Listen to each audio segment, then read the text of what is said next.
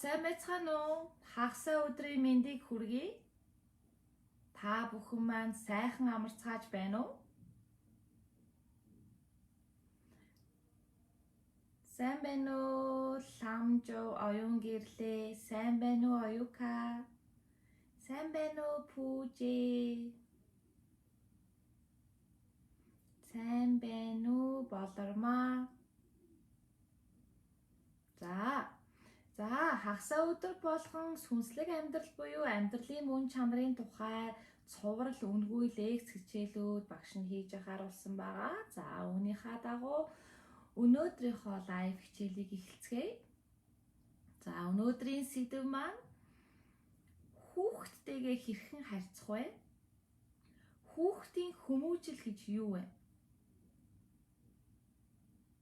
За энэ бол маш олон хүмүүсийн хувьд маш чухал сэдэв байгаа. За тэгээд энэ сэдвийн талаар ярьж өгөөч гэж олон хүмүүс надлуу хүсэлт явуулсан учраас энэ удаадаа энэ сэдвээр ярихаар боллоо. За дуу сул байна шүү гэж юм. За миний дуу сул байна уу те?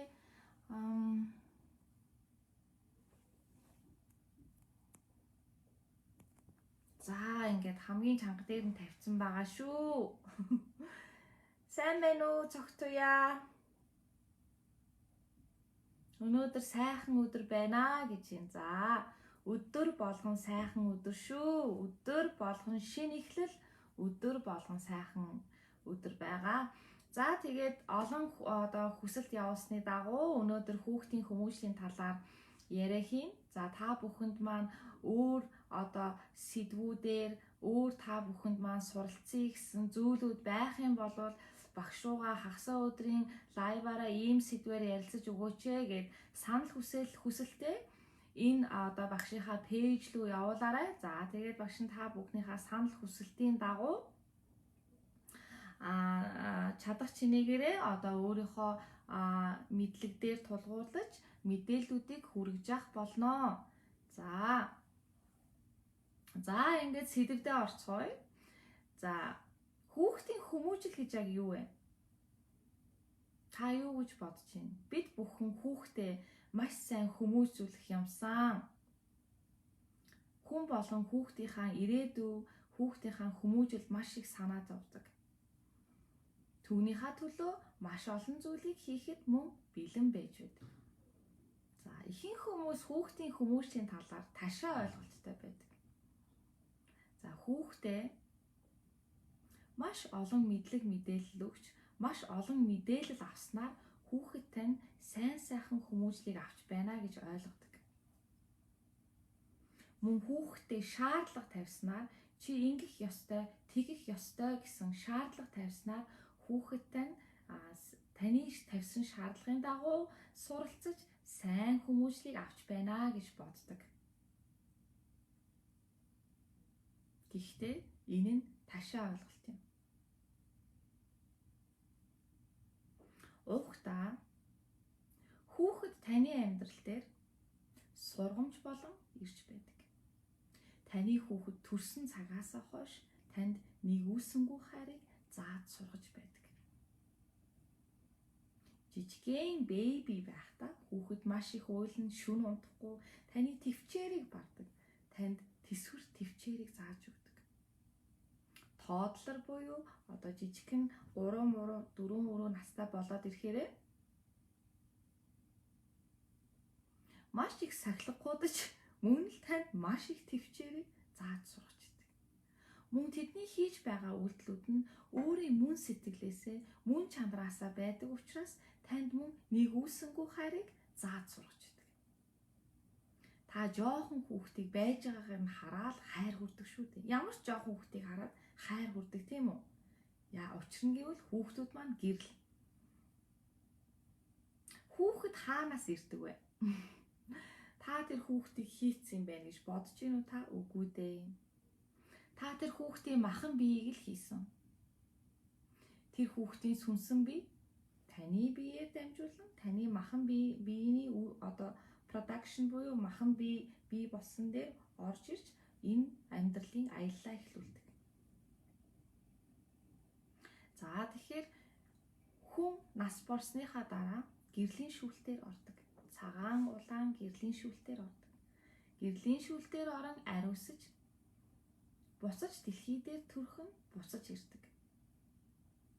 За буцаж ирэхдээ сүнсний гэрээ хийж ирдэг. Буцаж ирэхдээ энэ амьдралдаа энэ хугацаанд юу хийж сурах вэ гэдг нь тодорхой болсон байдаг. Түүнийгээ энэ амьдрал дээр ирж хэрэгжүүлж хийж суралцаж явдаг. Тэрийг бид ховь тавилан Бурхны зурсан зураг гэж нэрлэдэг. Тийм учраас хүүхдүүд анх төрөхдөө хүүхдүүд жоохондоо гэрэл байдаг. Учир нь тийм гэрлийн шүүлтээр ороод цэвэрлэгдээд ахин төрж байгаа сүнсэн биенүүд. За тэгэхээр хүүхэд маань таны амьдралд мөн учир холбогдолтой ирсэн байна. Та хоёр үүлийн үрийн барилгатай учраас таны хүүхэд таныг сонгон ирсэн байна. Жишээлбэл таны урд наснд таны хүүхэд танд маш сайн тустай зүйл хийж байж болно. Танд маш ихээр тусалсан хүн байж болно. Дараагийн төрөлтөнд та тэр хүнийг өсгөж хүмүүжүүлж энэ насны аяллаа хийхэд нь тусалж байгаа юм. Үүнийг үүлийн үрийн барилдлага гэж хэлдэг.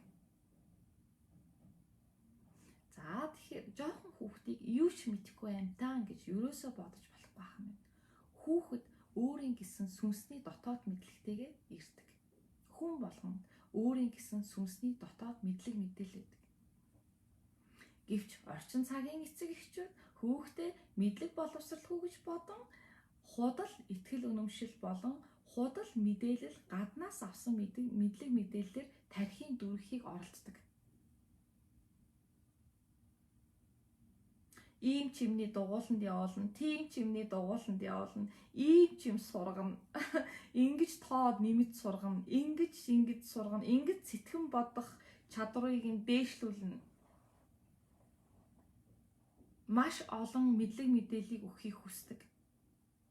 Гэвч тэр бүхэн тэр хүүхдэд тийм сайн мэдлэг мэдээлэл болж очтгүй. Тэгэхдээ нэг талаас бодож үзвэл хүүхэд тань олон юм try буюу олон юм туршиж үзснээрээ өөрийгөө бас таньж болно. Тэгэхдээ нэг юмыг та маш сайн ойлгох хэрэгтэй. Таны хүүхэд өөрийн гэсэн хувь тавилантай, өөрийн гэсэн зам мөртөө энэ амьдрал дээр ирдэг. Таны тэр хүүхдэд юу хэлж сургасан, яаснаас үл хамааран тэр хүүхэд өөрийн зам өрөөрөө явах болно. Харин хүүхэдтэй зөв сайн хүмүүжил, хүүхэдтэйгээ сайн харьцахын тулд та хүүхэдтэйгээ цаг өнгөрөө. Хүүхдийгээ сонс, хүүхдийгээ мэдэр. Таны хүүхэд юу хүсэж байна? Таны хүүхэд юуг мэдрээд байна? Таны хүүхэд юунд мэдрэмжтэй хандаад байна? Таны хүүхдийн сэтгэлийг юу зовоогоод байна? Таны хүүхэд юунаас айж байна? Бүгдийг анзаар. Таны хүүхэд юуг хүсэж байна? Юуг мөрөөдөж байна? Бүгдийг анзаар. Хүүхдээ ойлго. Өөрийнхөө үзэл бодлыг хүүхдэд тулгаж болохгүй.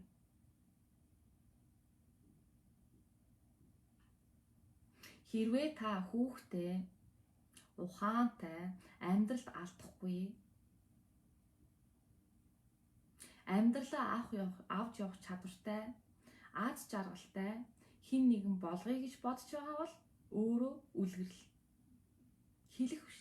Янших биш. Ба чи ингээд энэ тэгээд энэ тэгэж болохгүй, ингэж болохгүй. Тэгж болохгүй. Харин та хийж байгаа зүйлээрээ үлгэрлэх хэрэгтэй.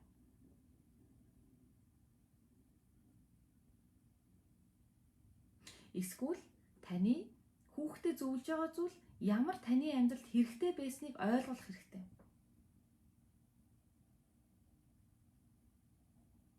Та өөрөө хэлж байгаа ярьж байгаа зүйл шигэ байгаагүй байж та өөрөө ад жаргалтай биш. Та өөрөө тэр бодож байгаа амжилтандаа хүрээгүй байж та өөрөө уучраа олоогүй төөрөлдсөн байж хүүхдтэй зааж болохгүй.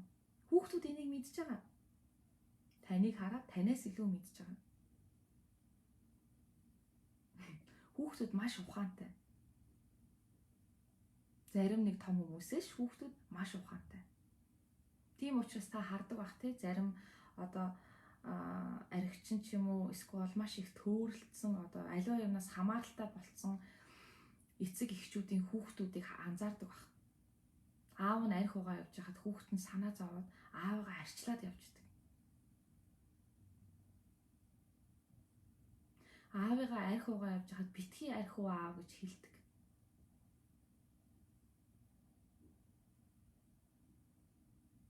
Учир нь тэр хүүхэд үр дүнгийг мэдж байгаа.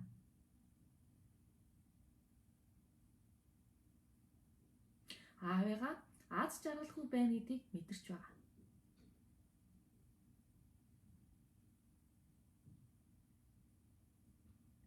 Хүүхэд бол амьд бурхан. Маш их мэдлэгтэй.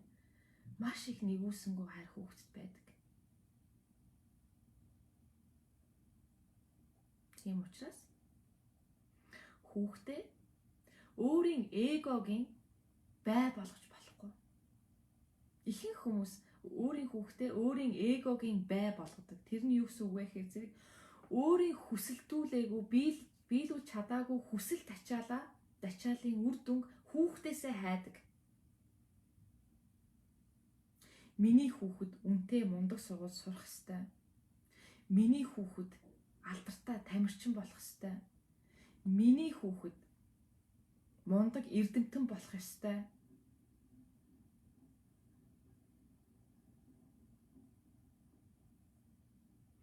Тийм болох ёстой гэд сургуульд явуулна.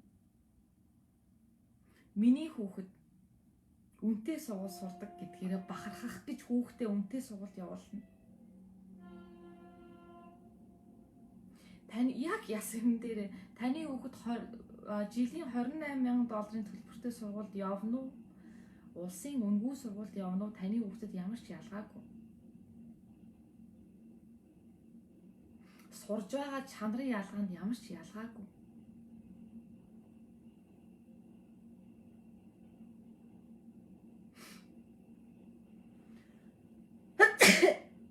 За уушлаа. Багш нь найтаачлаа. За тэгэхээр яах нь өөрийнхөө эгог хангах гэж хүүхдээ өөрийнхөө эгог хангахад ашиглаж болохгүй байх нь ш тийм үү? Тэг хүмүүс бахархаж ярьдаг те. Миний хүүхэд ийм үнэтэй сургуульд явдаг. Миний хүүхэд иймний дамжаанд явдаг. Миний хүүхэд балетанд явдаг. Миний хүүхэд төгөлдөр хууранд явдаг. Гэсэн чинь нөгөө хүүхэд нь өөрөө ямар ч тэрэндээ сонирхол авахгүй. Тэгээд мөн өөрийнхөө үзэл бодлыг маш их тулгадаг. За яах вэ? Энд явж илээ. Яваал ах юм бол дасаад дуртай болчихно гэж боддог. Oh, thank you. Хэвлэн туяа bless you гэнэ. Баярлаа. Баярлаа. Бурхан өршөөг. Уучлаарай. За. Тэгэхээр яах нь вэ? Хүүхдээ өөрийнхөө үзэл бодлыг тулгаж болохгүй байх нь. Таны хүүхдэд үнэтэй тоглоом, үнэтэй хувцас, үнэтэй сургуульд явах ямар ч шаардлага байхгүй. Таны хүүхдэд энэ сонин ерөөсөө биш. Таны хүүхдэд юу сонин байна гэж тантай хамт цаг хугацааг өнгөрөөх. Орчлон ертөнцийг таньж мэдэх. Танаас гоё үлгэр сонсох. Танаас гоё одод гаргасан талаар сонсох. Танаас дэлхийн хүн төрөлхтний түүхийг сонсох. Танаас таны түүхийг сонсох. Таны түүхийг яриулах. Энэ бүхэнд таны хүүхэд сонирхолтой байгаа.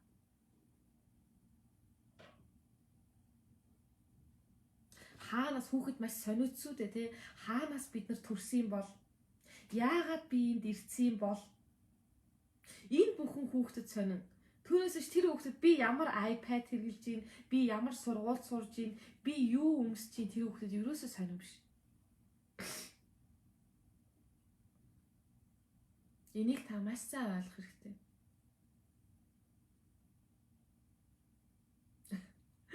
Энийг та өөрөө ч мэдэж байгаа. Тэгтээ тулгадаг.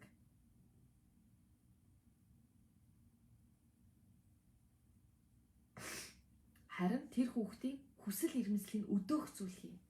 Гой үлгэр ярьж өг. Өөрөөрөө үлгэр дуурал үзүүл. Хүүхдтэйгээ харилцаанд ор. Тушаах биш, заах биш. Таны тушааж байгаа зааж байгаа тань хүүхдтэйгээ та харилцаанд орж байгаа гэсэн үг биш байхгүй юу? Та тэр хүүхдтэй харилцаанд орохгүй ш, та тэр хүүхдийг ойлгохгүй.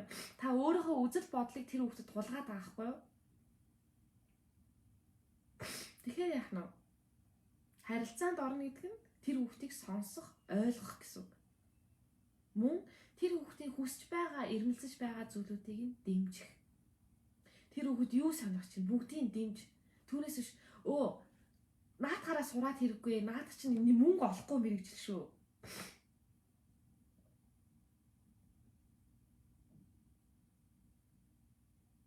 Минийхүү нэгтлэн бол, минийхүү эдийн засагч бол, минийхүү хуульч бол, минийхүү эмч бол маш их мөнгө олно. Үгүй дээ, бид нар мөнгө олох гэж амьдраагүй шүү дээ.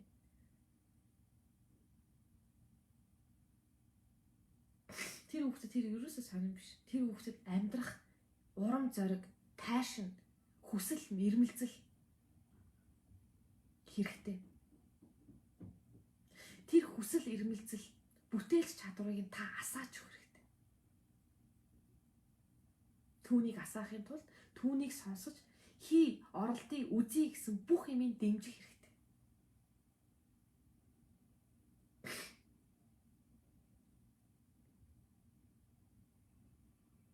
Мэдээж зарим хүүхдүүд таны хүсэхгүй байгаа зүйлүүдийг хийх, хэрэг төвөгт орооцолдох, хичээл номоо таслах, хүний үгэнд орохгүй байх, зөрүүдлэх маш олон зан хүүхдээс гарна. Энэ болгон дээр та яншиж болохгүй. Харин үлгэр ярьж өг. Өөрийнхөө түүхийг ярьж өг. Яаж та суралцсан? Хизээ нэгэн цаг та ч гэсэн хүүхэд байсан шүү дээ. Хэдэн жилийн өмнө тэрийг сана.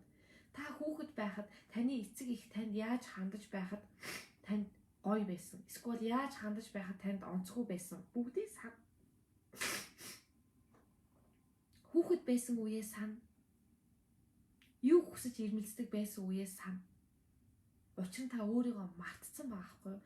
Нөгөө энэ орчин үеийн амьдралын завгүй ажил те, мөнгө төгрөг те, одоо ингээд нөгөө материалын зүйлийн хойноос, хоолныхоо хойноос хөөцөлцөөр агаад би өөрөө юу хүсэж мөрөөддөг байсан, би ямар хүсэл эрмэлзэлтэй байсан, би хүүхэд настай юу хүсдэг байснаа мартцсан. Тэрийг сана.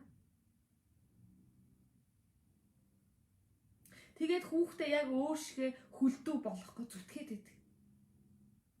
Хүүхдээ яг өөршгөө зөвхөн мөнгөний төлөө, зөвхөн эд материалын төлөө, зөвхөн хоолны төлөө зүтгүүлэх гээд идэг.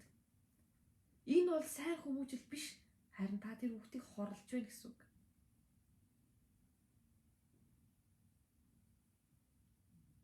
Хичнээн их та тэр хүүхдийг шахна. Тэр чигээрээ тэр хүүхэд сонирхолгүй болж эхэлнэ. Тэр хүүхдийн гэрэл унтарна. Тэр хүүхэд тантай харьцахгүй. Яагаад харьцах ёстой вэ? Та тэр хүүхдийг ойлгохгүй юм чинь өөдөөс нэг юм хэлээр гэхээр уу гэдээ хахаар хүн яаж харьцах вэ?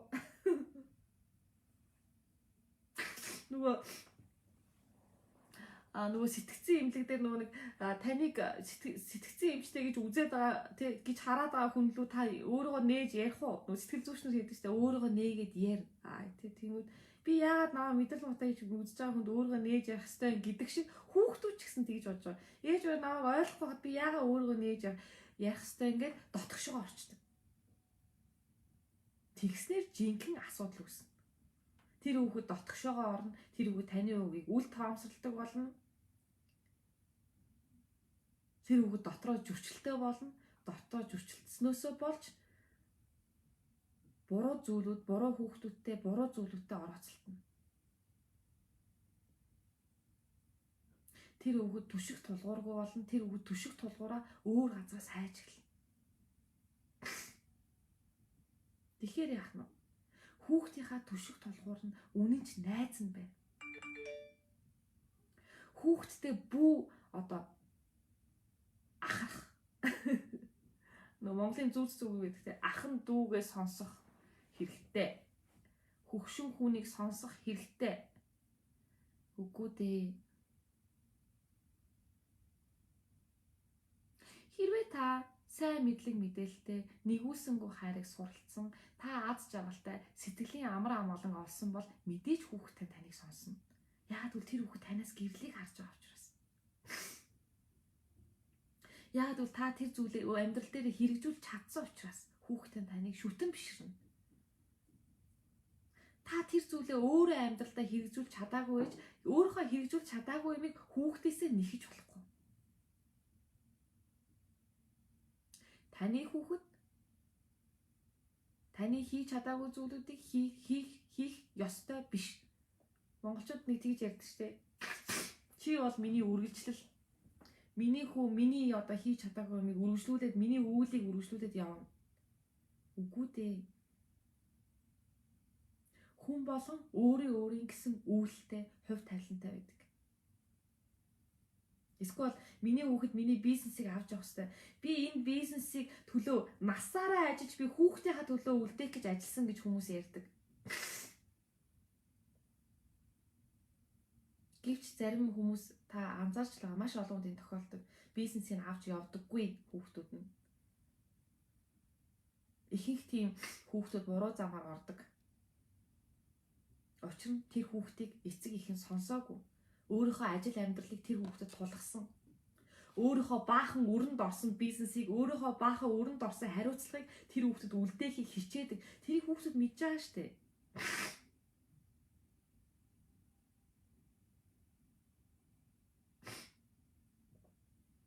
Таны хийсэн үйл үрийг хүүхдүүдтэй цэвэрлэх ёсгүй. Тийм учраас хүүхдээсээ бүү нэх. Зарим эцэг эхнэр хүүхдүүдэд ингэ загнадаг тий. Би чамаа гаргасан. Би байхгүй бол чи байхгүй байх байсан. Ямар том эго вэ?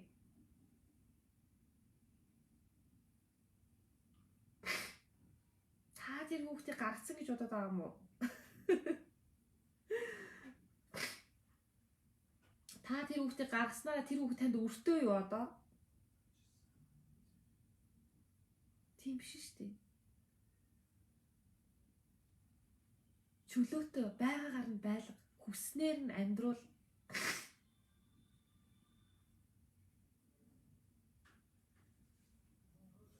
Бүү хайр буцаж нэх. Зарим эцэг эхчүүд ярьдаг тий. Би чиний төлөө хамаг амьдралаа зориулж өөртөө ч олигтой юм өмсөж чадахгүй, өөртөө ч амралт авахгүйгээр хуруу хумсаа хуглан байж би чиний төлөө ажиллаж байхад чи надад ингэж хандж байгаа юм уу?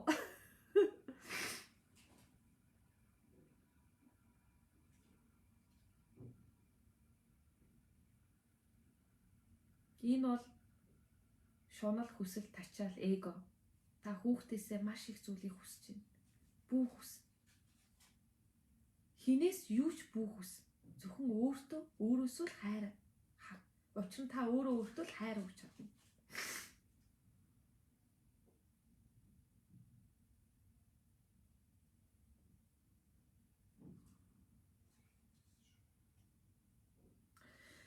Мэдээж хүүхэд болгон янз бүр байдаг. Яагаад янз бүр байдаг вэ гэхээр хүүхэд болгон гэрлийн шүүлтээр орж ирээд хүүхэд болгон өөрийн гэсэн энерги хэлбэлцлийн биед ирдэг. Зарим хүүхдүүд сайн явах үйлдэлтэй, зарим хүүхдүүд өөрийн үүлийн үрийг идэх үйлдэлтэй байдаг. Тийм учраас зарим хүүхдүүд та хичнээн сайн хандсан ч буруу зүйл рүү хазааж явж болно. Тэр бол тэр хүний үүлийн үр. Тэр хүн тэрийг идэх ёстой, үзэх ёстой. Тийм учраас болж байгаа. Та юу ч өөрчилж чадахгүй. Та анзаардаг бол зарим сайн хүмүүсийн одоо дундаас нэг өрөмний өчиг нөхөр гарцсан гэдэг ч тий. Дандаа нэг буруу юмд орооцолтон, дандаа нэг тий чихнээс хонх ууж идэг. Тэгэхээр яах вэ? Тэр чинь өөрийн энерги хэлбэлцэл явж байгаа хүн баггүй юу? Тантай ямар ч хамааралгүй. Үүнд өөрийгөө зүхэж болохгүй мөн. Ёо, би хүүхдээ сайн хүмүүжүүлж чадсангүй. Би сайн үлгэр дуурайд үзүүлж чадсангүй. Тийм учраас миний хүүхэд ийм болчлоо гэж өөрийгөө буруу шааж болохгүй.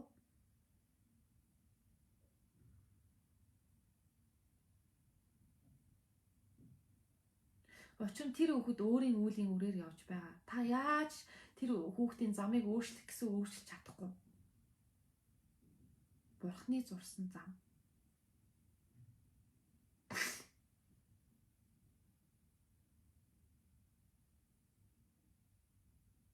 Тэгэхээр өөрийгөө мөн буруу шааж болохгүй байх нь тийм үү? Маш олон хүмүүс тэгдэг. Би хүүхдээ сайн хүмүүжүүлж чадаагүй учраас одоо өөртөө маш их харамсдаг. Миний хүү ийм аригчин болчлоо. Миний хүү гинт хэрэг хийчлээ. Надаас боллоо. Би ойлгохтой байсан бол. Би ойлгохтой байсан бол миний хүү ойлгохтой явах байсан гэж өөрийгөө бүү зэмлээрэй. Та энд ямарч буруугүй. Та чадах зүйлээ л тэр хүүхдийн төлөө хийсэн.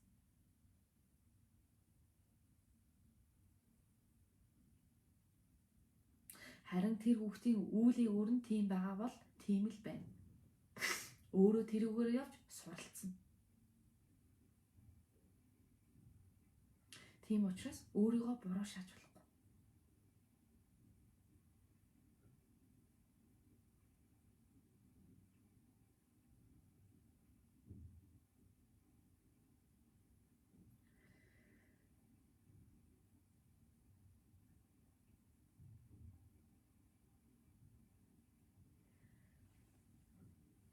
Та хүүхдтэй хамгийн гол өгөх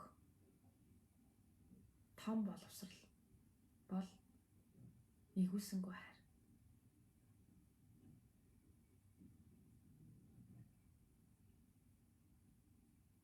Хүүхдтэй нэгүсэнгүй хайрыг л зааж сургах. Өөрөө ч хэрэггүй. Тэртээ тэрэнгүү хүмүүс энэ насандаа өөрийн мэдлэг мэдээллийг болон өөрийнхөө чадварыг ганцхан энэ богинохон энэ насанд авч чадахгүй шүү дээ.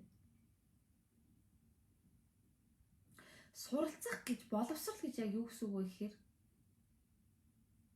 таны сүнсэн биед байгаа мэдээллийн санг танд сэргээж өгж байгааг л хэлж байгаа юм. Та сурч боловсросноор өөрийн дотор байгаа мэдлэг мэдээллийг нээж байдаг. Тийм болохоор зарим хүмүүс хичээлдээсээ зарим хүмүүс муу байдаг.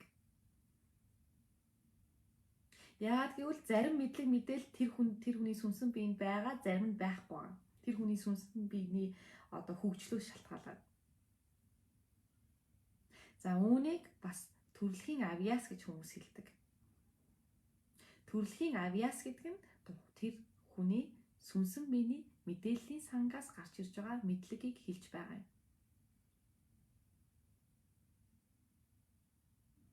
Тэгэхээр хүүхдийнхаа төрөлхийн авьяасыг хөгжүүлнэ гэж хүмүүс ярьдаг тийм. Та хүүхдийнхаа төрөлхийн авьяасыг хөгжүүлэе гэж бодож байгаа бол тэр хүүхдэд инэрэнгүү нэгүсэнгүй хайрыг заа. Зүрхэнд нь гэрлийг асаа. Хүсэл эрмэлзлийн очийг асаа. Тэгэл болов.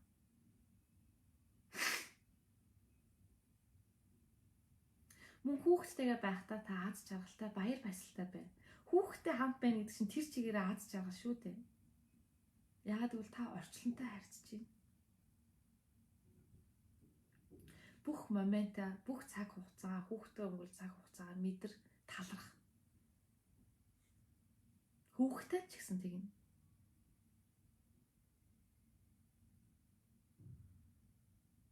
Та хоёр нэг нэгэндээ нэгүсэнгүй хайрыг зааж нэг нэгэндээ үүлийн үрээр барилдсан сүнсэн биенүүд.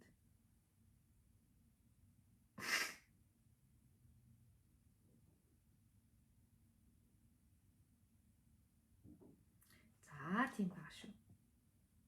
За ингээд асуултууд нь багш нь хайраад явъя заа. За эцэг эхийнхаа муу үүлийн үрийг хүүхдүүд нь идэлх тавилантай байж болох уу гэж байна. Байж болно. Үүлийн үрийн барилдлага.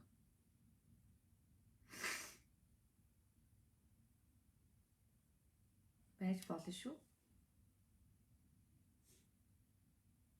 та одоо таны хүүхэд эцэг их одоо таны хийсэн үүлийн үрийг эдлэх гэдэг нь юу гэсэн үг вэ гэхээр зэрэг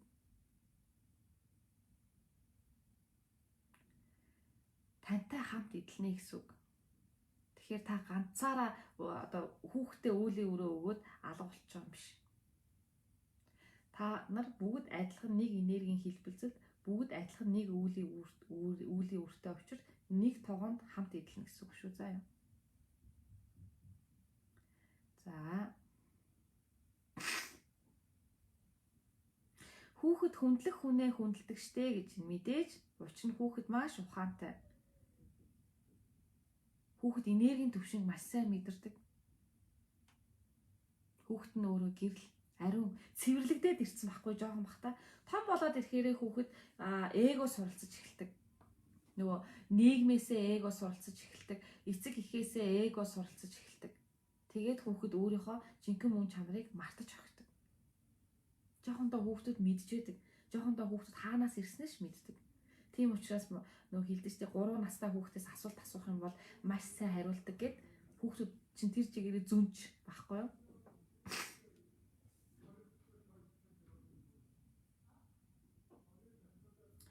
За манай хүүхэд 5 настай. Тэгээд их аимхай жижигхэн тор гих чимээнээс айх яагаад тэгдэг юм болоо гэж юм. За таны хүүхэд жоохон хүүхэд таны хүүхдийн урд насны үүлийн үр энэ насан дээр нь ирсэн байх гэсэн үг. Үүлийн үр гэж хэлэхэд хаашаа чинь урд насанд нь тохиолж байсан тэр айцууд одоо энэ энергийн биед нь байна гэсэн үг байхгүй юу? Тэгэхээр хүүхдийнхаа айцыг нөгөө нэг гаргахын тулд та хүүхдтэйгээ хамт байж хүүхдтэй нөгөө secure буюу аюулгүй байдлыг мэдрүүлээрэй. Яагаад гэвэл хүүхд нөгөө аюулгүй байдлыг мэдрэхгүй байгаа учраас тэр урд насныхаа өөр тохиолдсон айдас тэр нь ингээд автоматар гарч ирээд байгаа шүү. За даалт ухамсараас нь.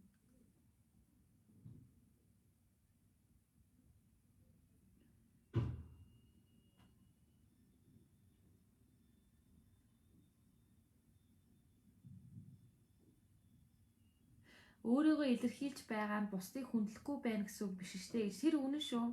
Өөрийгөө илэрхийлж байгаа нь бусдыг хүндлэхгүй байна гэсэн үг биш байхгүй юу? Одоо жишээ нь ингээд настай хүмүүс ингээд жоох одоо тийнейжер ч юм уу одоо өсвөр насныхаа өөрийгөө илэрхийлдэг шүү дээ. Би ингэмээргүй тэгмээргүй эсэргүүцэл үзүүлдэг те мөн өөрийгөө илэрхийлдэг. Тэр нь зөв байхгүй юу? Маш зөв. Өөрийгөө илэрхийлж чадах хүүхэд та гаргаж ирсэн байна гэдэг нь бол маш одоо амжилттай одоо хүүхдтэй өсгсөн гэсэн үг. Өөрийнхөө дотоод мөн чанарыг зөв илэрхийлж чадна гэсэн үг. За өөрийнхөө дотоод мөн чанарыг илэрхийлж гин гэдэг нь тэр тухайн одоо тэр настай ч юм уу тэр хүнийг доромжилж гин гэсэн үг бол биш. Тэр хүмүүс чи би чамаас ах, би чамаас ихч учраас чи намайг сонс хүндлэх ёстой. Үгүй шүү дээ. Та хичнээн ах ихч, хичнээн хөгшин байж болно. Гэхдээ таны үзээгүй юмыг үдцэн хүүхдүүдтэй та юу ярина? Таны сүнсэн биений мэдлэг дор байж иж та сүнсэн биений мэдлэг өндөртэй хүүхдүүдтэй юу ярина? Тийм байхгүй шүү. За юу. Хэдэн наснаас нь нэгүсэнгүү хайрыг зааж сурвал ойлгох болоо гэж юм. За хэдэн наснаас нэгүсэн хайрыг зааж сурах биш дээ. Хүүхэд маань өөрөө тэр чигээрээ нэгүсэнгүү хайр ахгүй юу? Харин та яах ёстой вэ гэхээр нэгүсэнгүй хайрыг бид хүүхдэд зааж чадахгүй шүү дээ. Харин хүүхэд бидэнд нэгүсэнгүй хайрыг заадаг байхгүй юу? Харин яах ёстой вэ гэхээр тэр хүүхдэд эго бүү заа. Өөрийнхөө эгог тэр хүүхдэд бүү хамруул. Хүүхдээ бити бусад хүүхдүүдтэй харьцуул. Балдангийн хүүхэд сайн явж байхад чи өөрийгөө хар. Тэрний хүүхэд маш сайн явж чи өөрийгөө хар арчаагүй гэдэг нь тэгэж ярьж болохгүй шүү дээ хүүхдтэй. Та тэр хүүхдийн гал цогийг унтрааж байгаа байхгүй юу? Харьцуулалт гэдэг бол жинхэнэ доромжлол. Хүн болгон өөр, хүн болгоны чадвар өөр, хүүхэд болгоны чадвар скил өөр. Нэг хэвэн зутгцсан юм шиг адилхан байх албагүй. Тийм учраас бусад хүүхдэд одоо харьцуулж загнаж болохгүй шүү заа ёо.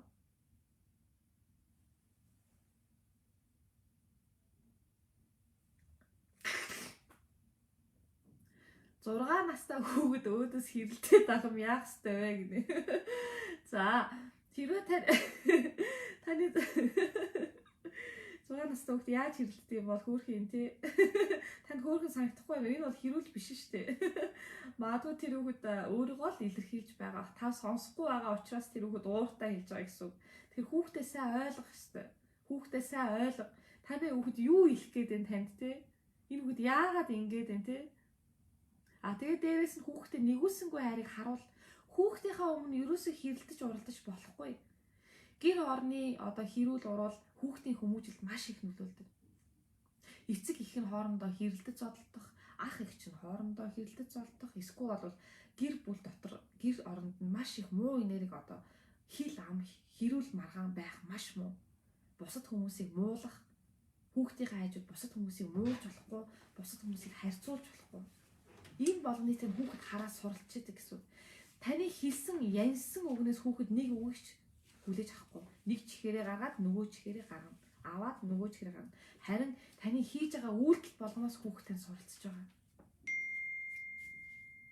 Тийм учраас хэлж ярьж хүүхдийнхээ хажууд хэлж ярьж байгаагаа сайн бол.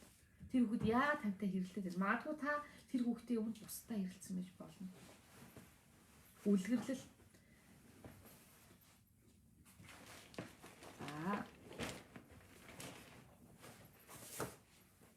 Там гэж байдгүй, яавал тамд очихгүй байх вэ гэж юм. За мэдээж там гэж байна. Шүүлтүүрээр ороод тамд очино. Хэрвээ та маш их муу үүлийн үр тарьсан бол. Энэ болоод дэлхийн ертөнцийн шүүлт. Там гэж байхгүй бол там бол муу юм шиг штэ. Там гэж байхгүй бол энэ дэлхийн ертөнцээр энэ эго хүчээ аав. Эмх замбраагүй байдал үүснэ. Тийм учраас там гэдэг бол бурхны зохицуулалт. Энэ бол шийтгэл биш. Энэ бол зохицуулалт, шүүлт. Цэвэрлэгээ хийж байна гэсэн үг. За тэгэхээр тамд очихгүй тул яах нь вэ? Сайн үеийн үр тарих баг. Сайн үеийн үр тарина гэдэг нь та очиод мод услаад мод тариад очиод өсөглөн хоолгүй хүмүүсийг хооллоод байхыг хэлэхгүй шүү дээ. Сайн үйл тарина гэдэг нь та тархин дотроо сайн үйл тарина. Энергийн төвшөнд сайн үйл тарина. Тэрний үгс үг. Дандаа сайн сайхныг бодож, дандаа сайн сайхныг өрөө. Бусдын төлөө залбир. Мөн үйлдэлээ хяна.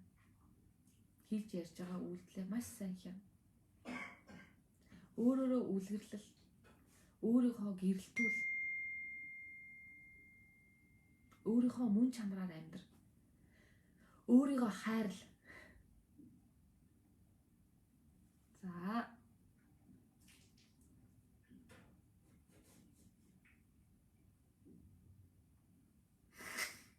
Манай хүүхэд 4 настай хилд ороогүй байгаа гэж зүгээрээ та санаа зовлтгүй. Хүүхэд болгоны хөгжил өөр гэж би түрүүлсэн те. Тэрнтэй адилхан хүүхэд болгоны махан биений хөгжил бас өөр. Махан бие таны болон танай нөхөр эсвэл эхнэрийн тань ген, махан биений ген гэж байна шүү те. Махан биенээс гарч ирж байгаа энергийн хэлбэлцэл байгаа. Тэрнээсээ шалтгаалаад хүүхэд болгоны суралцах процесс, суралцах хугацаанд янз бүр байдаг. Тийм учраас хүүхэд нь хилд 4 настайдаа орохгүй байна гэдгээр санаа зовлтгүй. За яа. 6 наснда ч орж болно. Жишээ нь манай хүүхэд 6 настайдаа хилд орсон. Санаа зовх зүйл байхгүй.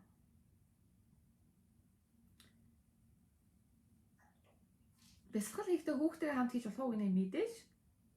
Хүүхэд нар чинь өөрсдөө бясалгач нар шүү дээ. Байглаасаа бясалгал чинь байгалийн өгдөл ахгүй бидэнд өгсөн. Тэгэхээр хүүхдтэйгээ хамт хийж болно. Гэхдээ таны хүүхэд хийх сонирхолгүй байхад нь та хүчээр энийг чи надад хийх ёстой, энэ чамд сайн гэд хүчилж болохгүй шүү дээ. Тэгвэл бясалгал хийх ямар ч шаардлага байхгүй. Бясалгал чинь танд буруугаар нөлөөлнө гэсэн үг. Хүүхдэд нь муугаар нөлөөлнө. За.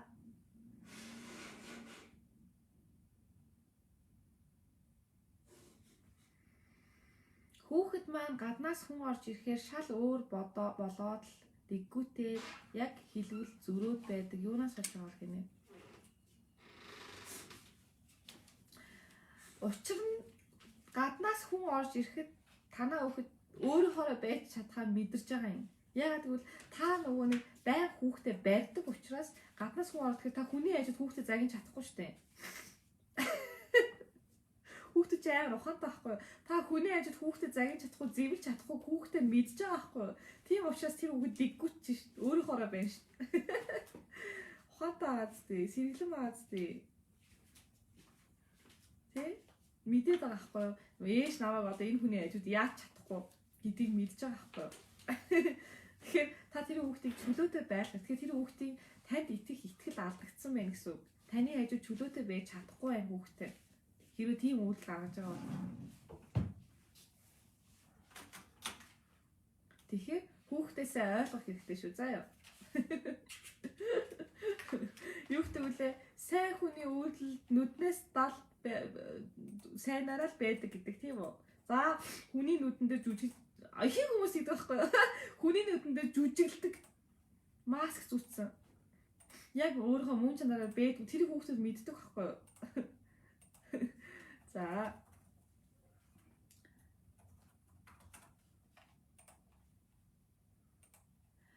За, хоёр хүүгээ 9-15 та энд аваад ирсэн хаяа сэтгэл зовоод байдгийг нэ хавч мэдээж хүн болгон хүүхдээ сэтгэл зовж л байгаа ах тийм үү? Таны үр хүүхэд усан тань сайн сайхан яваасаа гэж бодож байна. Гэхдээ сэтгэл зовно гэдэг чинь бас их учиртай шүү.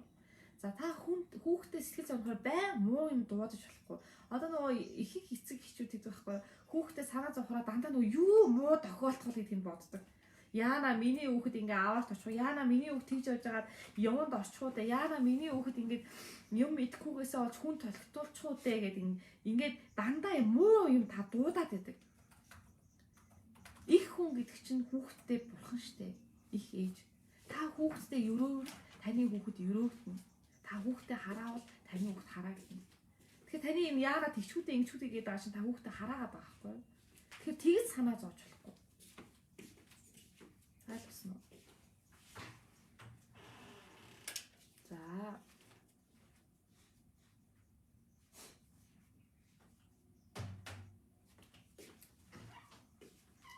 За аав нарт таны ярьж байгааг сонсох юмсан мэдээж ээж хүүхдүүддээ сайн сайхныг хүсэж зөв хүмүүжүүлэхийг хүсдэг. Аав нарт хандаж сайхан зөвлөгөө өгч гинэ. Аав нар яг адилхан штэ ээж нартай яг адилхан байхгүй юу? Ямар ч ялгаа байхгүй. Аав нар яах вэ? Одоо энэ нийгэмд яадгүй гэхээр зэ нөгөө завгүй ажиллаад цаг гаргаж чадахгүй байгаа учраас л биш хүүхдүүдэд яг ихтэй адилхан хандаж штэ. Ямар ч ялгаагүй. Тэгэхээр миний энэ өгж байгаа зөвлөгөө аав нарт ч нөлөөлнө. Аав нар ээж нар гэж ялгаж болохгүй шүү дээ. Та хоёр хоёулаа тэр хүүхдийг асран хүмүүжүүлэгч, хоёулаа тэр хүүхдэд хайртай. Эрэгтэй эмэгтэй хоёр хүний хооронд ялгаа бэдэггүй байхгүй. Бид нар чинь адилхан сүнсэн биенүүд, адилхан мэдрэмжтэй, адилхан сэтгэл хөдлөлттэй. Тэгэхээр эрэгтэй хүн ингээд байна, эрэгтэй хүн тэгээд байна. Эсвэл эмэгтэй хүн ингээд байна, эмэгтэй хүн ингээд байна гэж хэлж болохгүй. За яах вэ? Ганц ялгаатай юм нь эмэгтэй хүн эрэгтэй хүнээс арай илүү divine. Одоо гэгээлт хүрэхтэй илүү амархан хүрч болно. Учир нь эмэгтэй хүн цагын тэмдэг ирдэг. Сар болгон цэвэршдэг. Тийм учраас эмэгтэй хүн ариун, нандин. Тэгэхээр тэглээгээд эрэгтэй хүн эмэгтэй хүн шиг одоо сэтгэл хөдлөл одоо инэрэнгүй хайрыг үзүүлж чадахгүй гэсэн үг биш аахгүй юу? За тийм байна шүү. За дүүгийн маань хүүхэд өвдөө 6 жил болж байна. Хамаг аргаар хэрэгэлсэн энэ үүлийн өрөө яах вэ гэж. За дүүгийн тань хүүхэд өвдөөд ингэж удаж байгаа эсвэл өвчин зовлон бол тэр чигээрээ үүлийн үрээ. Тэр нь таны хүүхдийн ч юм уу эсвэл таны одоо тэр дүүгийн тань үүлийн үр гэсэн үг. Хүүхэд өвдөд эцэг их маш их зовдөг. Та нар тэгдэг үстэй тий. Яа миний хүүхэд өвдснөөс би өвдсөн дээр, миний хүүхэд үхснээс би үхсэн дээр гэж би боддог. Бид нар ч адилхан эцэгч, би ч ээж хүн тий. Тэгэхээр хүүхэд өвдөхөд маш их шаналж байгааг би ойлгож байна. Гэхдээ ийм бол маш том үйл явдал шүү. Тийм учраас залбирал үлд. Өөрийгөө хайрл. За. Хоёр хүүхдээ өвөө эмээгээр нь өсгүүлэх нь зүгээр болов уу? Би хол ажил хийж байгаа юм аа гэж нь зүгээр штэ. Эмээ өвөө дээр өссөн хүүхдүүд зүгээр. Ихэвчлэн эмээ өвөөнөр хөвшин хүмүүс хүн хөвших тусмаа эго нь багасдаг байхгүй юу? Жоохондоо ямар ч эго байж агаад дунд насан дээрээ нөгөө эго нь маш их өндөрсөө тийм үү? Тэгж явсаар агаад хөвшөөд ирэхээр эго нь буурж эхэлдэг. Яагаад бол хөвшин хүн өөхөх дөхөөд ирэхлээр амьдралын мөн чанарыг ойлгож эхэлдэг. Цэвэршиж эхэлдэг. Тэгэхээр хөвшин хүмүүсийн сургаал одоо тэр цэвэрсэн сайн үүлтэй хөвшин хүмүүсийн сургаал бол сайн. Цэвэрсэн мөртлөө нөгөө нэг муу өвлийн үртэй эмээ өвөнөр гэдэг чинь муу доод энергийн түвшний тийм хүмүүстэй бол та үлдээж болохгүй. Таны эцэг их сайн хүмүүс бол та хүүхдээ итгэж найдаж одоо хүүхдээ өсгөж болно. Хүүхдийнхаа чадварыг харсан бол тэрийг нь хөгжүүлэх талаар чиглүүлж өгөх хэрэгтэй биздээ багшаа гэж тийм ээ. Хэрвээ та хүүхдийнхаа чадварыг миний хүүхэд ийм чадвартай байх шиг энэ анзаарч чадж байгаа бол тэр тал руу чиглүүлж өгөх хэрэгтэй. Дэмжих хэрэгтэй. Тэгэхдээ таны хүүхэд тэр таны харж байгаа чадвартаа дуртай байх хэрэгтэй байхгүй юу? Тэгвэл та чи ийм чадвартай юм байна яг энийг л хий гэж тулгаж болохгүй. За. Сүүлийн үед карантинаас болоод тэрөө хүү маань их өөр болоод дотгошоогоо болоод байгаа 14 хүрч байна. Хараа нь хүртэл муудчихлаа гэж байна. За карантинаас бол болоогүй. Таны хүүхэд дотгошоогоо болоод байна гэдэг нь 14 нас бол тийнейжер нас тий 14 нас бол шилжилтийн нас. За шилжилтийн нас гэдэг нь таны хүүхэд бага балчир наснаасаа одоо өөрийгөө том хүний одоо амьдрал руу шилжих гэж байгаа нас шүү дээ тий. Өөрийгөө мэдэрч эхэлж байгаа. Тэгэхээр нөгөө энэ өсвөр насынхан өөрийнхөө дотор маш их зөрчилтөнтэй байдаг байхгүй юу? Нөгөө бага багтаа бодож исэн зүйл нь том болоод ирсэн чинь шал өөр болсон. Амьдрал шал өөрийнх нь бодож ирсноос. Тэгэхээр нөгөө нэг юм тийнейж үш нэг мэдээллийг ингэж бодитоор хүлээж авдаг болсон учраас маш их зөрчилтөө дотор нь үүсч байдаг. Хүүхэд бүх юмыг сайн сайхнаар харж исэн чинь гинт энэ нийгэмдэр чинь тийм сайн сайхан юм байхгүй юм биш үү гэдгийг ухаарч эхэлнэ. Хүмүүс ч ямар сохор юм бэ гэдгийг ухаарч эхэлнэ. Тэнгүүтээ хүүхэд зөрчилдөж эхэлнэ. Би юм болмооргүй юм ч юм, би юм баймааргүй юм ч юм уу тий. Тэгээ дотгошоогоо орж байгаа шүү. Заа юу. За яг энэ үед нь яах ёстой вэ гэхээр зүгээр л та хүүхдээ сонс ярилцсан. Миний хүүхэд яаж ийж юм. Заавал ярилцах шаардлагагүй. Дотгошоогоо орно гэдэг чинь хүүхд чинь дотроо өөрийнхөө дотор өөртөө ажиллаж байна гэсэн үг шүү. Заа юу. За тийм ээ. За хараа муудах бол тухайн одоо хүүхдийн энергийн түвшин тий нүдний туслах хүрд гэж байдаг. Нүдний туслах хүрдүүд гимтснээр хараа муудаж эхэлдэг байгаа. За нүдний туслах хүрдүүд маш олон зүйлээс болж гимтэн, мэлмийн хүрд гимтснээс болж гимтэн тий гаднаас авсан одоо сүрэг мэлэн мэдээлэлээс болж гимтэн. Эсвэл зүгээр энэ хүний үеийн одоо гимтэх ёстой зүйл гэж болно шүү тий. За хүү маань гэрийнхээ хажууд хил амаа билүүдэд байдаг хэрнээ хүн орж ирээд юм асуухаар юм уу гадуур явхаар даруухан болчих юм гинэ. За тэгэхээр гэртээ хүүхдээ нэгээл амар өөрийнхоороо байдаг байхаа нь ш тийм үү. Тэнгүүд гадшаагаад тэнгүүд дараахан болчихин тийм үү. Энэ зүгээр дээ. Энэ бол таны хүүхэд нийгэмшиж эхлэх гэж байгаа байхгүй юу?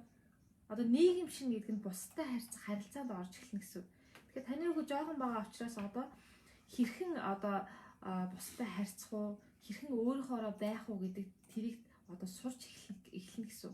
Яг бол нөгөө таны хүүхэд танаас тэр ойлголтыг авсан байхгүй юу? Та нөгөө за одоо гадаа харахаараа ингэ шүү. За одоо хүнтэй ингэж харьцсан шүү. За одоо бид нар ингээд хоол идчихэж байгаа юм чинь аятайхан хувц хүмүүс чи хүнд ингэж харагдсан ч юм уу. Одоо таны энэ нөгөө нэг энэ нийгэмд гарахтаа өөр байгаа байдлыг тэр хүүхэд нь анзаарсан байхгүй юу? би өөрөө гараа байж болохгүй мэн гэдэг хүүхд чинь тийм мэдээлэл авсан учраас өөрөө байж чадахгүй байгаа шүү. Заа юу.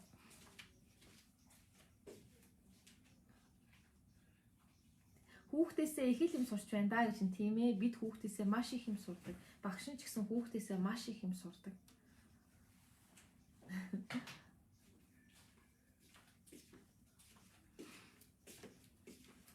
Их хайрлуулж, халамжлуулж өсгсөн хүүхэд бусдыг юур хайрлахгүй хатуу хүүхэд болоод байх юм гэж юм. За тэгэхээр үгүй дээ. Хэрвээ таны хүүхэд их хайрлуулж, халамжлуулсан бол таны хүүхэд буцаагаад хайр халамжийг л бусдад өгнө. Тэгэхээр таны хайрлаж халамжсан гэж бодоод байгаа зүйлтэй тэр хүүхдэд хайр халамж биш байсан байна. Тийм учраас таны хүүхэд хатуу болоод байна. Та тэр хүнд жинкнээсээ хайр халамжийг үзүүлэг байна. Багш нь хэлсэн шүү дээ, тий. Хүүхдэд та хайр халамжийн хэрэг үнэтэй сургуульд явуулах, хүссэн эд материалыг авч өгөх, одоо хүссэн хоол ундыг авч өгөх тий. Тэрийг хэлэхгүй шүү дээ. Эннийхээ төлөө хүүхдлээ ажиж хүүхдтэйгээ цаг өнгөрүүлэхгүй байх, хүүхдээ ойлгохгүй сонсохгүй байх, хүүхдээ хүчлэх, хүүхдээ чи ийм сургуульд яв, чи ингэдэг, ийм мэрэгчлэр яв, чи баг зарим эцэг нь баг хинтээ суугын заадаг үстэй. Чи мөнгөтэй хүнтэй суу. Эсвэл бол чи гайгүй айлын хүнтэй суу. Тэгж болохгүй шүү дээ. Хүнд тэгж тулгаж ба тэр чинь хайр биш байхгүй. Та тэр хүүхдийг хорлоод та хорлцсон болохоор таны хүүхд өнөөдөр хатуу байгаа бусдад. За нөгөө талаасаа үзэхэд үнэхээр та тэр хүүхдэд хайр инэрл үзүүлсэн бол тэр хүүхэд буцаагаад хайр инэрлийг өөрөөсөө цацруулна. Үнэхээр тэр хүүхдэд та хайр инэрлийг цацруулаад байхад тэр хүүхэд хатуу байгаад байвал тэр хүүхдийн үйл өөр. Нөгөө жаргал даахгүй зовлон гэдгийг мэдэн ш тэ.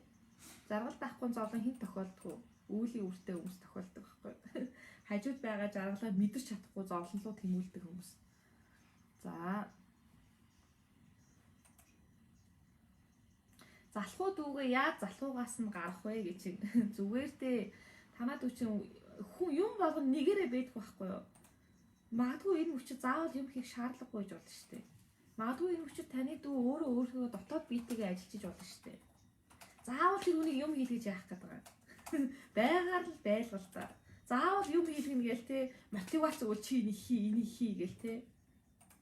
Одоо нөгөө сүүлийн үед залуучуудад өгдөг нөгөө юм менежментийн одоо нөгөө юу лээ өөрийгөө хөгжүүлэх лөө нөгөө тийм хичээлүүд ордон штэ тэн дээр ингээл нөгөө мотивац өгдөг штэ нөгөө чи бол чадна чи бол хүч амьдрал бол тэр чигээрээ тэмцэл хин тэмцэж чадна тэр нь ялна энэ төр гэл энэ худлаа шүү амьдрал тэмцэл биш хүнийг тэгж хүчрхийг болгодгүй юм.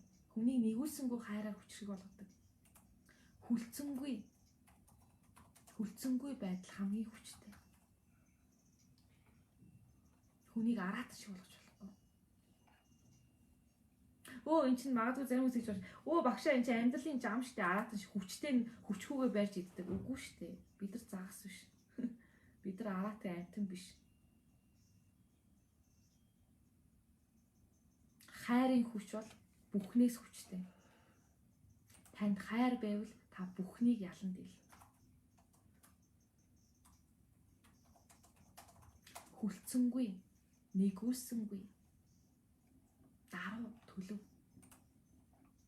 Баяр баясгалтай бай. За. Солонгос хамтлаг шүтэн бишвэд байгаа хүүхдээ яах вэ? Дэмжихэд их хэцүү юм гинэ. Яах юм? Солонгос хамтлаг шүтэн бишвэд биширчл бэгэлтэй. Зүгээр штэ. Тэр хүүхдийн сонирхол тэгэл өөрчлөгдөн. Юу аливаа юм чинь дандаа өөрчлөгдөж байдаг байхгүй. Нэг юм нэгээрээ хизээш байхгүй.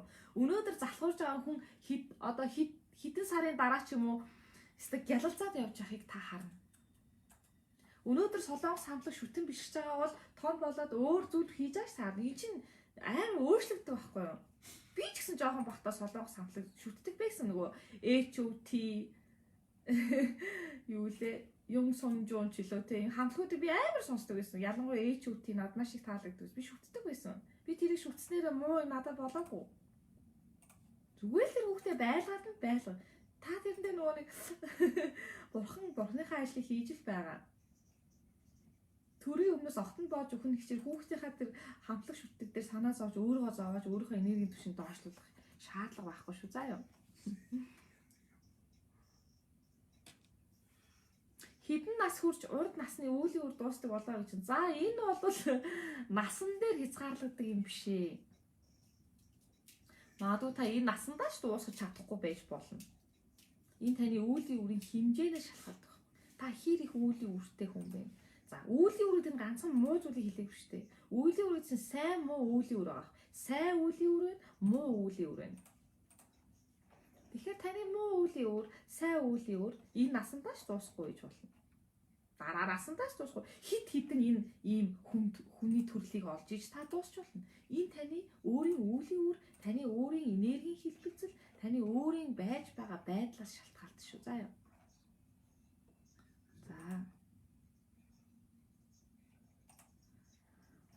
За. Болоотой хүү маань ааш их муутай болоод ах юм аа, өвөнд орохгүй гэж. За зүгээр дээ.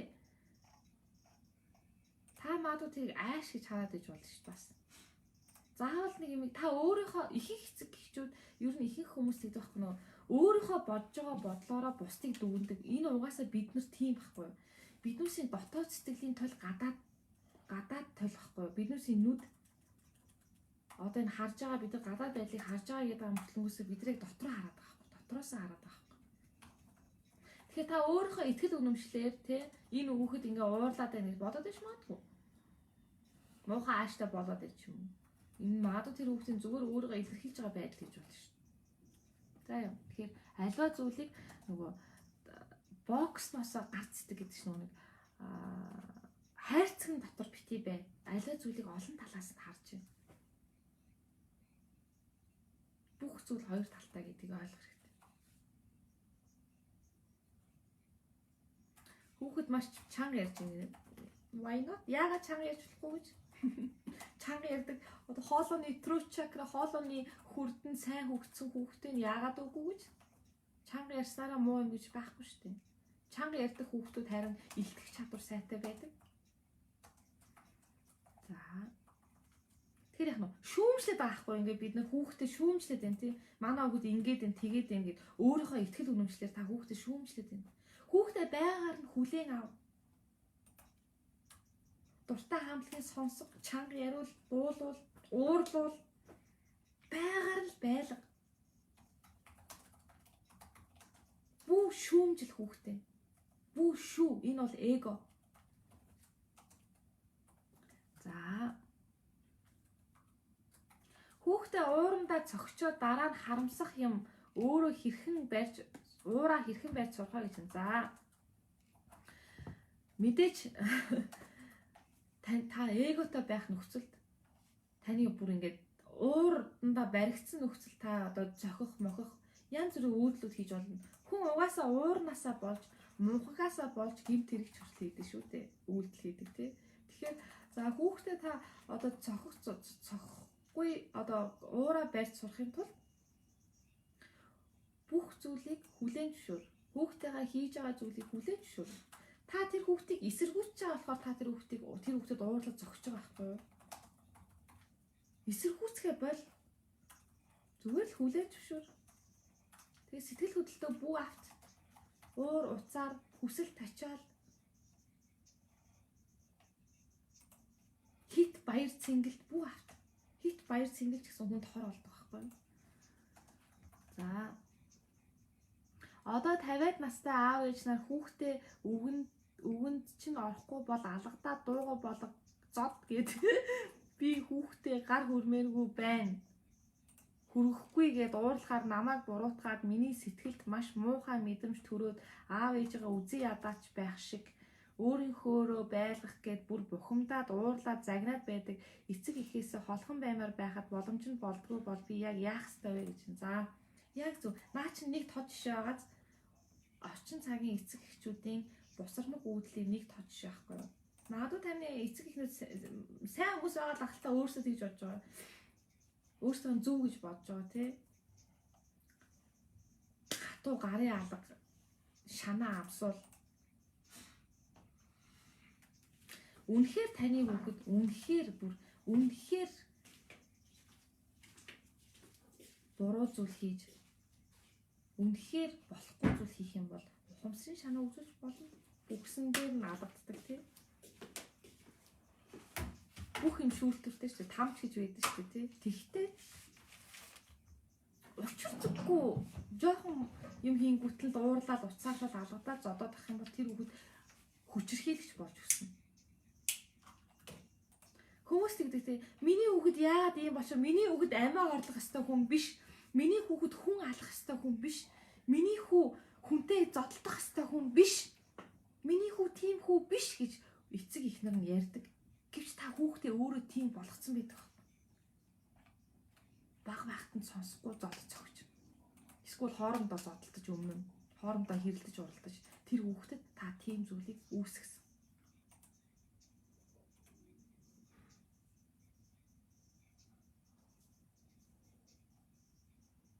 Тийм учраас өөрийнхөө гаргаж байгаа зам чанарыг сайн хянаарай заа юу. За. Хүүхэд маань 14 настай охин шилжилтийн насны дээрээ байгаа айс зам юр таалагдахгүй болчих юм гинэ. Зүгээр дээ. Харин түрүү хэлсэн шүү дээ шилжилтийн насны хүүхдүүд дотроо их зөрчилтэй байдаг. Тийм учраас шилжилтийн насны хүүхдүүдтэй харьцаж болох ганц зүйл нь түүний сайн найз болох. Тэр хүүхдэд найз хэрэгтэй байдаг байхгүй юу? Тэгэхээр нүг шилжилтийн насны хүүхдүүд өөрийгөө сонсож ойлгож байгаа хүнтэй хурдан найзалдаг. Тийм учраас ихэнх шилжилтийн насны хүүхдүүд буруу одоо үлгэрчийн үзүүлээд байгаа хүүхдүүдтэй найзалдаг. Яг л тэд нар тэрийг сонсоод байгаа хэрэг. Өөрийг нь зэмлэхгүй байгаа хэрэг. Зүгээрээ наа чи угаасаа өөрсдөө тийм хийд юм чинь зүгээрээ наа чи зүгээр ингүүт тэр хүүхд гой санагдаж байгаа. Тэгэхээр та тийм байхгүй тул хүүхдээ сонсоод зөвлөгөөг нь чиглүүлж өгөх хэрэгтэй байхгүй юу? За. Өсвөр насны 15 та хүүхдүүд хаяа тамхи татдаг юу шиг байна гэж харьцуулж болох бол бас үнэ хэлэхгүй байдаг гинэ. За танд үнэ хэлэхгүй байна гэдэг нь таныг зэмлэнэ гэдгийг таны хүүхд мэдэж байна те. Би манай ээж энэ буруу гэж үзээд намайг зэмлэнэ. Учир нь та маш их шүүмжлэг байх нь штэ хүүхдээ чи ингэж болохгүй тэгж болохгүй гэ. Оролдож үзэж болно штэ хүүхэд тамхи татаж үзэж болно. Гэхдээ тэр хүүхэд хаяа тамхи татдаг гэдгийг та яаж мэдэж байгаа юм? Надад тэр хүүхэд нэг оролцсон байж болно шүү. Үзэж хүүхэд болгоно гэдэг чинь тэрний хүүхдэд зэмлэж болохгүй байхгүй юу? Сониучтэй хүүхэд чинь юм оролдож үзээд энэ болохгүй мэн гэж боддог шүү. Тэрэн дээр хүүхдтэйгээ яана энэ бүр ста нэрээ амар дэлхий сүнгэж байгаа юм шиг бодож болохгүй байхгүй нөө хүмүүс аягүй жоохоо юмыг дэлхий сүнгэж байгаа юм шиг авч үздэг. Яана манай хүүхд тамхи татсан. Яана манай хүүхд арх уучлаа. Одоо энэ архичин болно да яана гэд өөрөө тэр юм дуудаад байдаг. Татаж үзээлээ бид та өөрийнхөө бага насны сандаа та 15 та байхдаа юу хийдэг гэсэн бэ? Аливаа юмыг оролдож үздэг байсан уу? Би бол хийдэг байсан. Би маш олон эцэг ихаа болохгүй гэсэн болгоныг оролдож үзчихсэн. Хүүхэд тийм байдаг байхгүй. Тийм болохоор хүүхдээ болохгүй гэж яншиж болохгүй. Яг таныг болохгүй гэх тусам хүүхд чинь тийшээ зүтгэнэ. Энэ яагаад болохгүй гэдэг юм бол сонирхол татчихлаа шүү дээ. Энэ яагаад болохгүй гэдэг нь оролдоод үзье. Би бол тийм л хэлсэн. Та өөрөө хүүхд байсан үеэ сайн сан. Бид нар бүгд адилхан хүүхд байсан тий. За. Тэр хүүхд тамхи татаж оролдож үзсэн тамхичин болно гэсэн үг шүү байхгүй юу? За.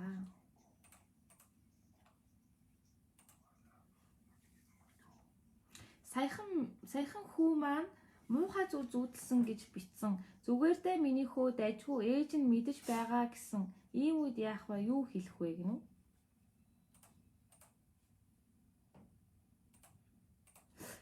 Танд муу зүүдэлсэн гэдгээ ярьж ийн гэсэн чинь таны хүүхэд танд маш итгэж гин гэсэн үг байхгүй юу? Тантай сэтгэл зүрхээ хуваалцж гин тий. Тэгэхээр хүүхдээ зүгээр сон. Та заавал ч хариу үзүүлэх халбгүй байхгүй юу? Танд хүүхдийн нэг юм яхлаар за би одоо юу гэж хариулах вэ? Цанцаранцан. Би энэ зүг ойлгох ёстой шүү. Тэгэж бодож болохгүй. Зүгээр л хүүхдээ сонсолтоо тань заавал ч танаас тэр хүн хариулт хүсээгүй шүү дээ. Зүгээр таныг сонсон сэтгэл зүрхээ хуваалцж шүү дээ. Өө тийм үү миний хөө зүүдэлсэн юм аа. За.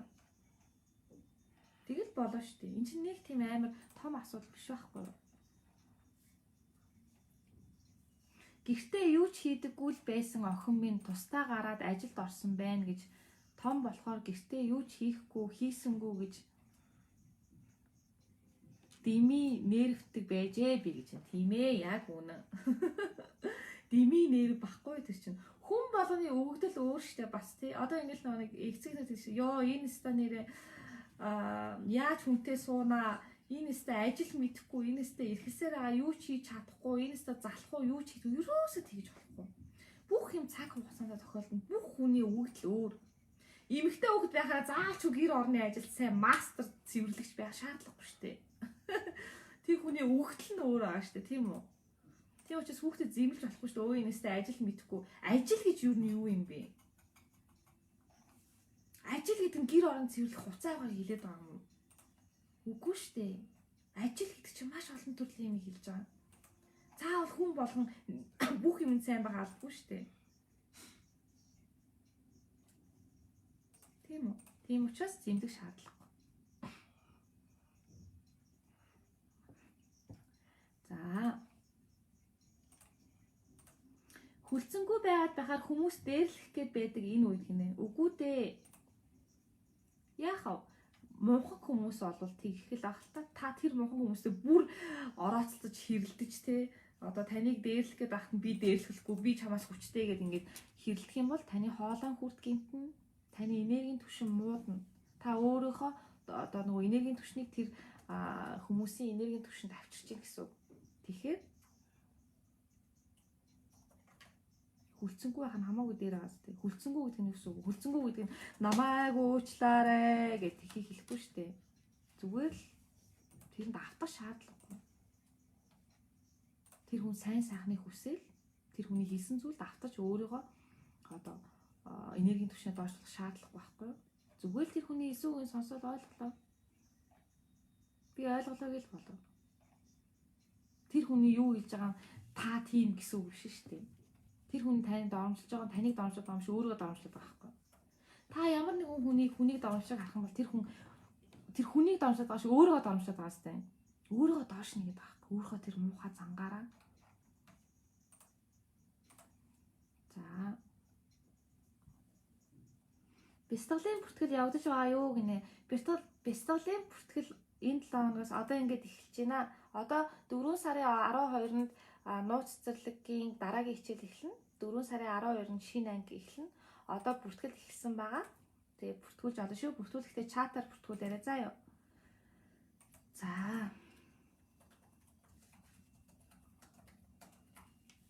Найман настай охин зураг зурах, юм уурлаж, хөөрхөн юмнууд хийхдээ маш сайн төвлөрдөг мөртлөө хичээлээ хийх болохоор заримдаа төвлөрөхгүй сатааж тоглох эсвэл баримлын шавраар юм хийгээд сууж байх жишээтэй олон хийлгүүж байж хийх юм яавал дээр бол гинэ. Яана та яг миний түрүүн хийсэн зүйлийн эсрэг юм хийж байгаа хэрэг олон хийж ээж хийх юм. Та тэр хүүхдийг хүчнээд хүчрхийлээд байна. Тэр хүүхэд зураг зурах, гараараа юм оёх, тоглохдоо дуртай биш. Тэр хүүхэд төвлөрч чадчих ш. Төвлөрч ийн гэсэн тэр хүүхэд хамаг анхаарлаа төвлөрөх тийм юмдаа дуртай байгаа. Өөрийнхөө хүслээр хийж ин тий. Тэгсэн чи хичээлээ хийхгүй юм. Одоо энэ боловсролын систем удахгүй алга болж нуурч унана. Та тэрийг ойлгох хэрэгтэй. Маш удахгүй. Бидний энэ байгаа боловсролын систем бол боловсролын систем биш. Энэ боловсролын систем бол хүмүүсийг хооронд нь уралдуулсан, хүүхдүүдийг хооронд нь уралдуулсан, дээрээс нь хинт ч хэрэггүй юм заадаг. Тэгэхээр хүүхдээ энийг мэднэ. Би яагаад энийг сурах ёстой юм?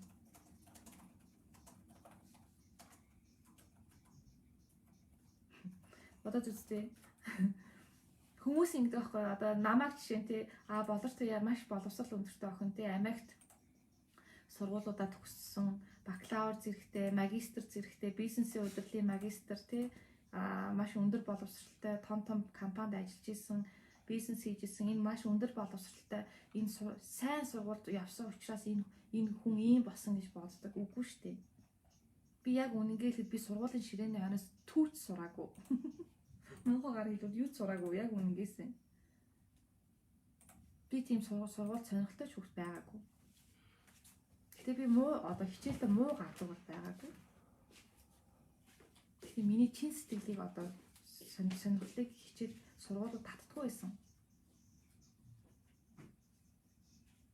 Тэгэхээр хүүхдээ заавалч үгүй тийм сайхан бүтээлч зүйл хийж ахтан та хичээлээ хийгээд буруу юм доо хүүхдийн нөгөө далавчийг та ингэ хайчлаад шин. Өөрийнхөө зөв гэж бодсон зүйлийг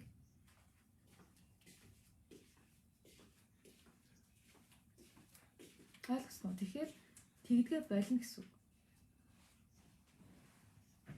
Таны хүүхэд угаасаа хичнээн хичээл хийх дургу байсан ч гэсэн энэ нийгэмдэр заавалчгүй нэг юм дүн авах хэрэгтэй. Заавалчгүй нэг юм сертификат гэдэг нь юм цаас.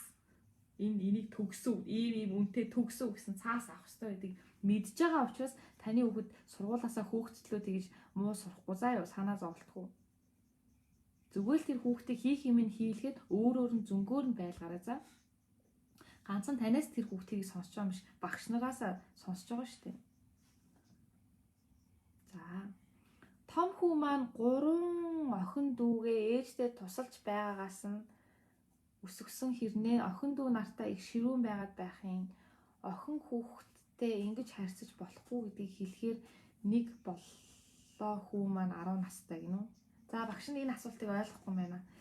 За энергийн түвшингээ аль түвшинд байгаа яаж мэдэх вэ гэж. За энергийн түвшингээ ямар түвшинд байгаа мэдхийн тулд та өөрийнхөө амьдралыг өөрийгөө хар. Та хэр өөрийгөө хайрлаж чадж байна. Та хэр их гэрэл цацруулж чадж байна. Та хэр их сэтгэлийн амар амгалан байна. Таны хэр биеийн байдал хэр эрүүл байна. Таны эргэн тойронд тохиолж байгаа зүйлүүд хэр эерэг байна. Тэрнээс чинь мэдэгдэн шүү дээ.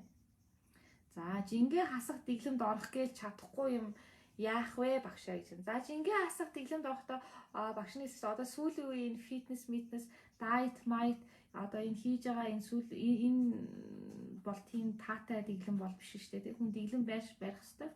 Одоо учир нь хэм бол та нөгөө сүүлийн үед хүмүүс гахаа нохоо шиг иддэг болсон шүү дээ. Өдрийн 3 удаа хоолн тэг бүр ингэж хийчихдэг. Тэгэхээр тэр байдлаа болох хэрэгтэй. За яг хөө энэс болоход хэцүү л дээ. Та хоолнд донтцсон байгаа байхгүй. Тэгэхээр хоолны донтолтоосоо болох хэрэгтэй гэсэн үг. Тэгэхээр нөгөө тий багшийн явуулдаг ухамсарт галбар гээд 21 хоногийн бясалгал зөв хооллолт одоо ухамсарт хооллолтоор тураадаг онлайн курс тэнд суугаад үзээрэй. За тэн дээр та маш их мэдэх болно. Мэргэжил сонгох насандаа ирчээд байдаг өөрийгөө юунд дуртайгаа олж мэдэхгүй байгаа хүүхдийг яах вэ гэж. За мэргэжил сонгох насан дээрээ ирчээд байгаа мөртлөө өөрийгөө юу олж мэдэхээ болчиход байгаа хүүхдтэй тас нэг санаа зовлтгүй. Ихэнх том хүмүүс мэргэжил сонгочихсон буруу мэргэжил сонгоцсон юм гэж бодоод өөрийгөө юу ихээ мэдэхгүй. Ихэнх хүмүүс тийм штэ. Ганцхан таны хүүхд биш. Өөрийнхөө юунд дуртайг ихэнх хүмүүс мэддэггүй шүү дээ. Яг л өөрийгөө сонсдгоо дандаа бусдын нөгөө сонирхол хүслээр явдаг учраас чи ингэх ёстой тех ёстой ингүүл их мөнгө олно ингүүл нэр хүнтэй болно гэснийг л дагдаг мөртлөө өөрийнхөө юу дуртай мэдхээ болцсон шүү дээ хүмүүс. Зүгээрээ хүүхдэд цаг хугацаа хүүхд нь өөрөө мэдэх болно. Хүүхдэд хамгийн гол нь юу зааж сурах вэ гэхэд нэгүсэнгөө хайрыг зааж сурах. Өнөөдөр манай охин надаас асуусан юм том хүмүүс хүүхдүүдийг загинчаад яагаад өөрсдөө тайван юу ч болоогүй юм шиг байж чаддаг юм бэ гэж асуусан. Үүнд юу гэж хариулах вэ багшаа гинэ. Айгүй зөв асуулт хүүхч асуусан юм шүү дээ. Та өөрөө амгалан тайван байдлаа алдагдуулж байгаа. Та хүн загнаж хүний амгалан тайван байдлыг алдагдуулж байна. Та хүн загнасаараа өөрийнхөө хоолойны хүрдийг гэмтэж өөрийнхөө амгалан тайван байдлыг алдагдуулж байна тийм үү?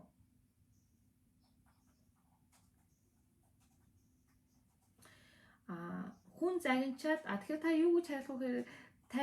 Юм шиг чаддаг юм байх нь юу гэсэн үг вэ? Тэр хүүхд хайрыг мэдрэхгүй ш бас танаас том хүмүүсээс хүн загинж гомдоочод юу ч болоогүй юм шиг игнордоод тэг юу ч болоогүй юм шиг байж чадж байгаа. Хүрсэн бүр хайр гэж юу гэдгийг мэдхээ болцсон байгаа байхгүй том хүмүүс. Тэрийг л хүүхдтэй асууж байна. За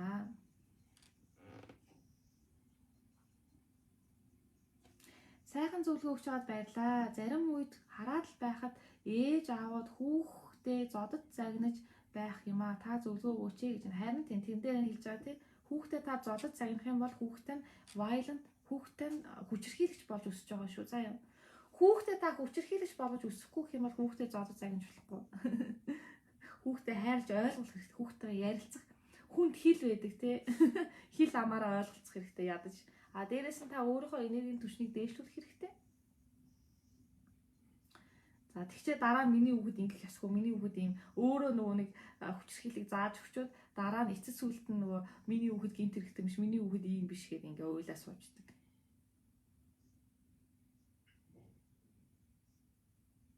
5 настай 2 хөөрхөн ихэр хүү охинтой 40-с 50 насны хөвшөндөө ээж аваар байна. Хүүгээ аав нь байнга хамт унтаж би ээж нь охинтойгоо хамт унтдаг. Одоо том болоод тус тусад нь өөрийн өрөөнд оруулах гэхлээр үгүй гээ тэгээд хүү маань арай аав гэд бас аавдаа хайртай гэд охин намаа гэдэг. Энэ зүгээр хүү маань юм л бол аавдаа илүү хайртай гэд байхын зөвлөгөө өгөх нь зүгээр штэ. Та илүү хайр хүсэж байгаа юм аавдаа хайртай л байв л дээ. Яагаад болохгүй гэж. Тэр хүүхэд одоохондоо тэгж бодож штэ. Яг бол аавтайгаа илүү ойрхон байна. Аавтайгаа унтж чинь тий. Заавал тусны өрөөнд нь оруулаад байх шахах албач хүмүүсөө тэгдэж хүүхдээ нөгөө биеийн даалгахын тулд гадаад явуулчих ч юм уу. Эсвэл хүүхдээ биеийн даалгахын тулд тусна гэдэг. Таны хүүхэд угаасаа нэг л өдөр таныг орхиод явна штэ. Тэр болсон та хүүхдтэйгээ сайхан enjoy, сайхан жаргалтай байлтай хүүхдээ унтчихин гэдэг чинь гоё штэ.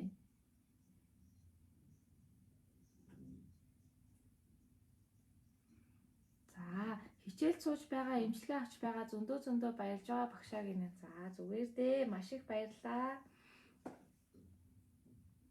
Өөрийгөө яаж дайчилж дэглэмд орох вэ гэж. За өөрийгөө дайчилж дэглэмд орно гэж байхгүй. Та өөрийгөө хүчнтэх гээд байна одоо. Өөрийгөө бүр ингэ хүчээр те дайчлаад өөрийгөө аргадаж, өөрийгөө ухааруулж, өөрийгөө сэхээрүүлж байж та өөртөө өөрчлөлтийг авчирна. Өөрийгөө хайрлаж байж та өөртөө өөрчлөлтийг авчирна. Та өөртөө өөрчлөлтийг авчрахыг хүсвэл өөрийгөө хайрл.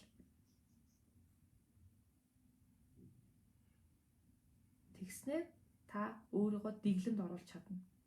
Та өөрийгөө хайлаад ирэхээр цаанаасаа хүн өөртөө хэрэггүй зүйлүүдийг хийхээ болно. Цаанаасаа хүн өөртөө хэрэггүй хүмүүсийг хэрэглэхээ болно. Өөрийгөө хайрлсан хүн тэгдэг байхгүй.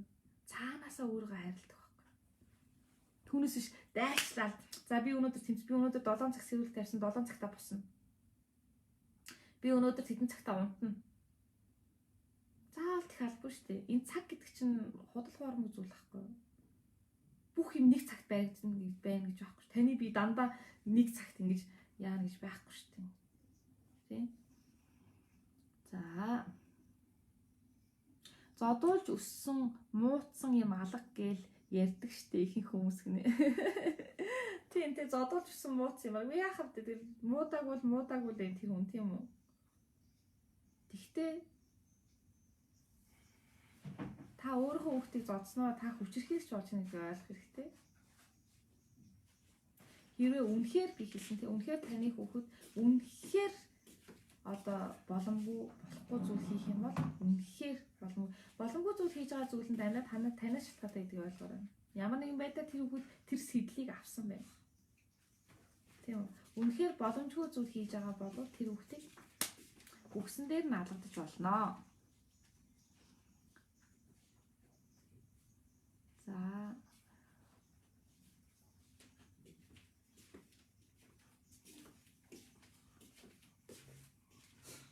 Зодож өсгөнө гэдэг нь муу юм билээ. Одоо үед бол хүүхдүүд их ухаантай учраас ойлгуулах хэрэгтэй шүү дээ.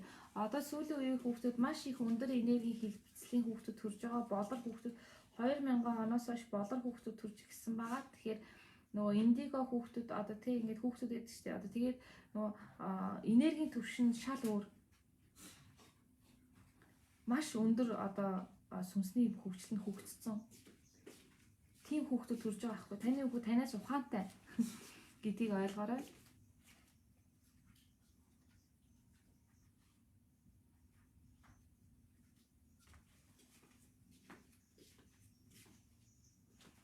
Надад бас ийм юм тохиолддог. Бас хүүхдүүдтэй ажил сурга гээд байдаг. Би хүүхдүүдтэй хангалттай ажил хийдэг гэж бодог. Тийм тэглгүй яах вэ? Хүүхдүүдтэй нөгөө ажил сургана гэдэг нь одоо юу гэсэн үг юм те? Шал нөгөө ямар ч хэрэггүй цэвэрлэж сурах нь одоо амжилт уу? Яг зарим хүний хувьд амжилт гэж болно те цэвэрлэж болох ч юм амжилт гэж болно шүү дээ. Тэгэхдээ хүүхдийг зүгээр цэвэрхэн өөрийн гэсэн эргэн тойрноо өрөөгөө цэвэрхэн байлгаад сурахад хангалттай байхгүй. Өөртөө арчаатай те. Өөртөө арчаатай хүүхд гэдэг чинь юу гэсэн үг вэ? Өөрийгөө хайрлаж байгаа хүн л тийм байхгүй юу? Тэгэхээр та заавч нэггүй чи инг тэг гэж заах биш. Зөвхөн өөрийгөө хайрлахын зааж үг. Таны хүүхэд ямар спешиал, ямар онцгой вэ танд? Таны хүүхэд өөрөө өөртөө ямар онцгой вэ? Таны үгэд энэ дэлхийн ертөнцийн ямар онцгой вэ гэдгийг мэдрүүлж өг. Тэгсэн цаг таны үгэд бүх юмыг өөрөө хийнэ. Угаасаа тэр чинь маш олон мянган жил амьдаад ирсэн сүмсэн биш үү? Маш их мэдлэг тэр хүүхдийн дотор байгаа байхгүй.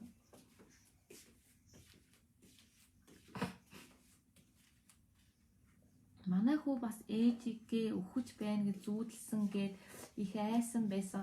2 хоног ээжигээ хайрлаад л байсан. Би хүүдээ ээж нь мөнх наслахан дээ гэж хэлсэн чинь инээс 10 настай өгнө. За.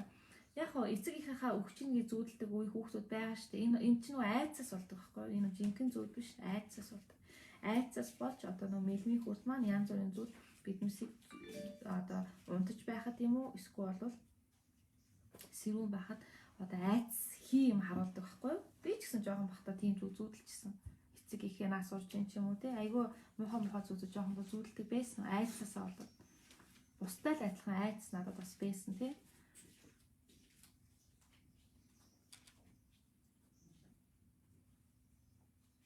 Хүлцэнгүй байх хэрэгтэй учраас сүмд явмааргүй байсан ч явах ёстой юу? Залбирмаар уулзалтаар үргэлж дуудаж байна сүмийнхэн гинэ. Үгүй шүү дээ. Хүлцэнгүй байна гэхээр хүсээгүй маа хийхийг хэлээг байхгүй.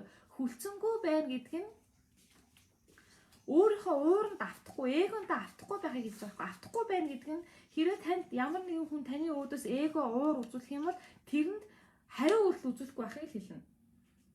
Зүгээр л яваад өг. Хариу үйлдэл үзүүлэх шаардлагагүй. Тэрийг хүлцэнгүй байна гэж байгаа юм. Түүнээс ш хүлцэнгүй байна гэдэг нь намайг тэг гэж юм. Би юу тех хэстэй мэн. Би ингээд сүмд явмааргүй байсан чинь намайг яв гэдэг нь би хүлцэнгүй байх учраас би сүмд явах ёстой. Наа чин та өөрийгөө хайрлахгүй байх гэсэн үг. Наа чин маш буруу ойлголт. Хүлцэнгүй байна гэдгийг та маш буруу ойлгосон байна.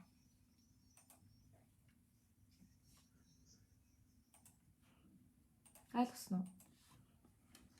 Тэгэхээр хүн сүмд явлаа гэж би сүмд очиж залбирах ёс албагүй шүү дээ. Үгүй л гэж хэлдэг шүү дээ.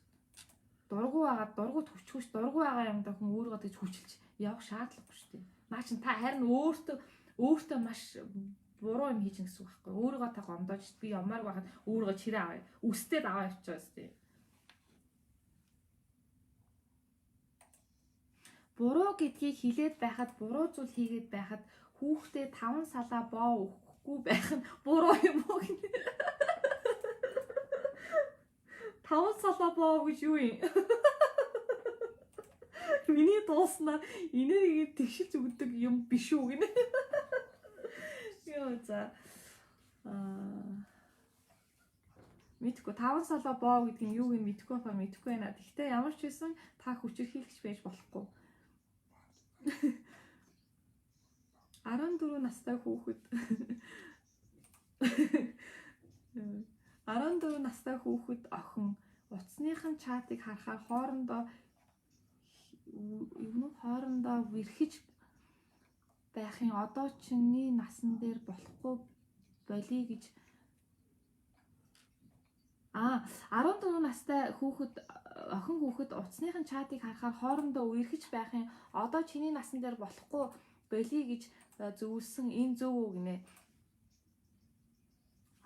Яг уу та тэгж хийж болно. Одоо энэ угаасаа 14 нас гэдэг чинь маш жоохон нас тий. Одоо манай хүүхэд 15 настай. Манай хүүхэд бас ярьдаг. Манай найз найзуудынхаа тухай ярьдаг. Тэ найз охинтой гэл болно штэ. Тэгээд үерхэж болно штэ. Тэшин хүнтэй суух гэж байгаа гэсэн үг шин штэ. Та тэрийг ойлгох хэрэгтэй. Би ч гэсэн жоохон бахтаа ингээд янз бүрийн хүүгүүд үерхий штэ сонирхон те. Энд чинь биднүүсийн нөгөө нэг үзэх хэвээр юм ал хүн үздэг байхгүй юу? Түүнээс ч нэг тийм ийм жоохон хүүхдүүд хоорондоо үргэснээр таны бодож байгаа шиг тийм юм хийхгүй штэ. Энд жоохон хүүхдийн үргэлчин шал өөр ахгүй аюу хөөрхөн байхгүй юу да. Аюу хөөрхөн харин үргэлчин гэдэг чинь тэр хүүхэд маш их нэгүүлсэнгүй хайрыг бас суралцж чинь гэсэн үг байхгүй юу? Заавал хориглоод хэрэггүй штэ. Таны бодож байгаа шиг юм л бол хийхгүй.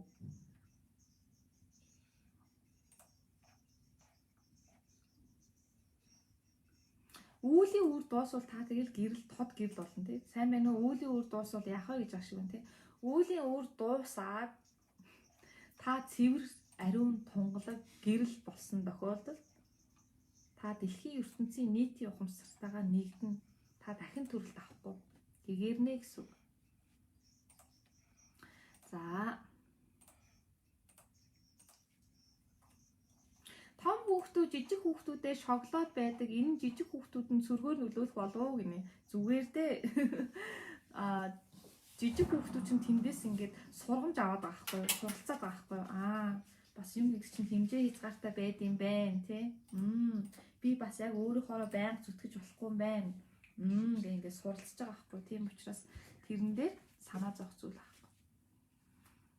Жохон баха зөндөө тийм тохиолдол надад ч гэсэн тохиолдсон, та нарт ч гэсэн тохиолдсон маа. Тэг жохон байх үеэ сайн сана. Тэгсэн цаг та хүүхдээ амар сайн ойлгоно. Би жохон байхдаа яадаг байлаа. Багш нь одоо тэгдэж би өөрийнхөө хүүхдээр боддог байхгүй. Би өөрийнхөө бага байсан үеийг боддог байхгүй юу?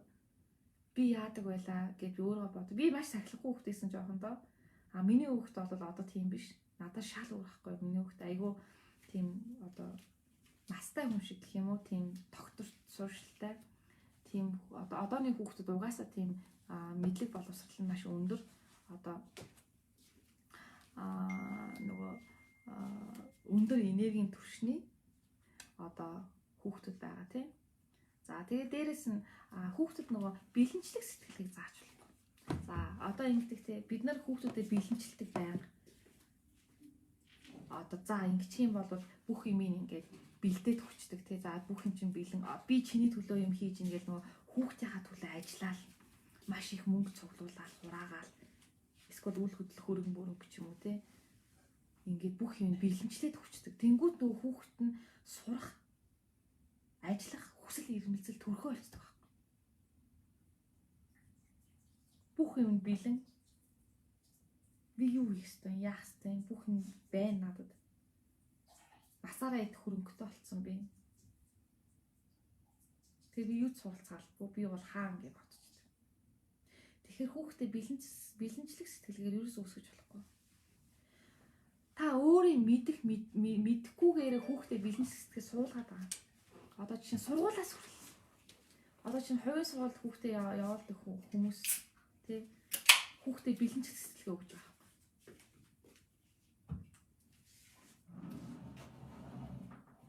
Нөгөө багш нар нь хүүхдүүдээ тий одоо нөгөө сурагч гэж харахаар болсон. Мөнгө гэж харцсан. Мөнгө нэг хүүхэд нэг хэдэн сая төгрөг тий тэгээ харцсан. Тийм газар та хүүхдээ аваад. Энийг яг манай хүүхд хэлжсэн байхгүй юу? Манай хүүхд урд нь Америкт байж байгаад ирсэн. Битээр Америкт манай хүүхд Америкт төрсэн, Америк иргэн. Тэгээд Америкт яжгаад ирээд нөгөө нэг монгол хэл нөгөө сайн биш. Тэгээд гадаадаар ярьдаг суул болно гэдэг нөгөө орчлонд оруулжсэн. Тэгсэн чинь одоо бол манай хүүхд орчлонд явдаггүй. Манай хүүхд улсын сургуульд явдаг.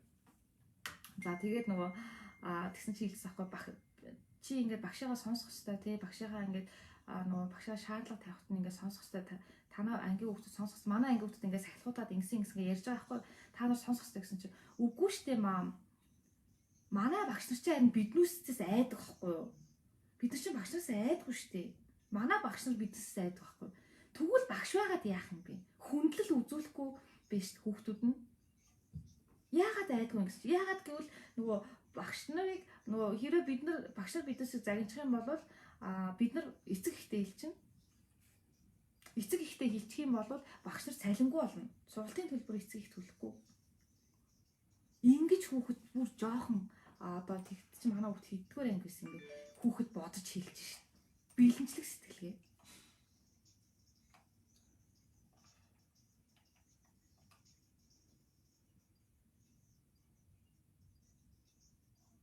өөрийнх нь хийх ёстой юм нь өөрөөр нь хийлэг багаас нь сурах багаар жоохон хариуцлагыг хүлээлэг хүүхдэд хариуцлага өг хүүхдэд итэг нөгөө хөвчлэн нөгөө эцэг эхнээс тэгдэж өө юм хөөрхөн амтан чаавас чадахгүй жоохон юм байгаа миний хүү яаж чадах миний охин жоохон юм байгаа юм чадахгүй гэд бодоод өмнөөс нь ороо юм хийгээд идэг бүх юм өмнөөс нь хийдэг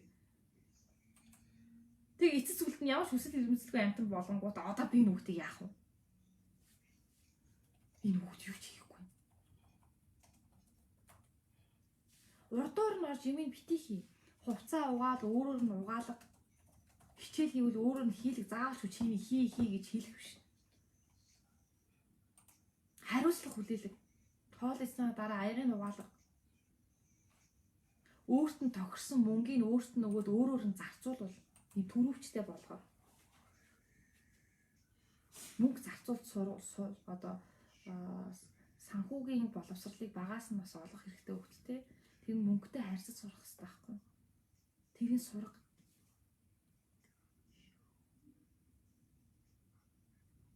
Өөрөөрөө үлгэрл, өөрөө бүү бэлэнчил юмнуудыг хүүхдээ битгий жолооч явуулж суулгаас нь авахуул. Хүүхдээ хүүхчиг байл. Бэлэнчлэх сэтгэлгээ дээр өссөн хүүхэд хүсэл эрмэлзэлгүй болдог. Улмаар хар тамхи, буруу зүйл, амьдрах утга учраа алдах. Эрмэлзэлгүй болдсон шүү. За юм. За.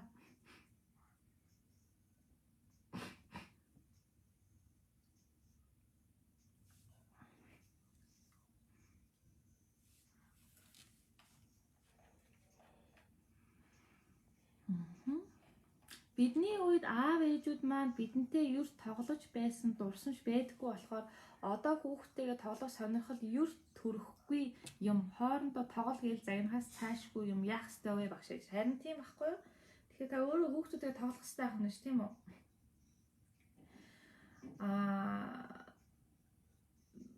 Эцэг эхийн үед бол сүнслэг хөгжил гэж байдаггүй байлаа ш тийм.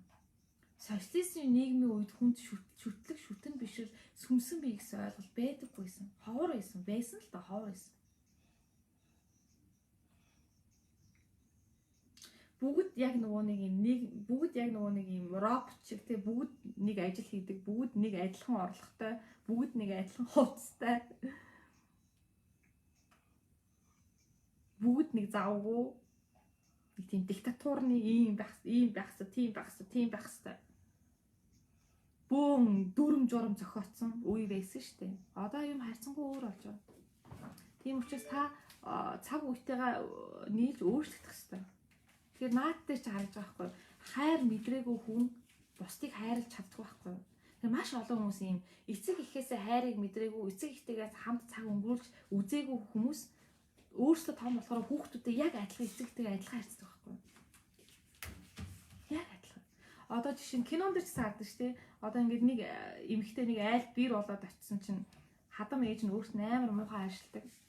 Тэнгүүт нөгөө хадам ээжтэй амар гомжсэн мөртлөө өөрөө хадам ээж болохоор өөрөө тэр бир охинд амар муухай ханддаг. Тийм дүр зургууд гардаг да тий солонгос кино минь та нар үздэг л бах тий. Тийм шүү заа ёо. За.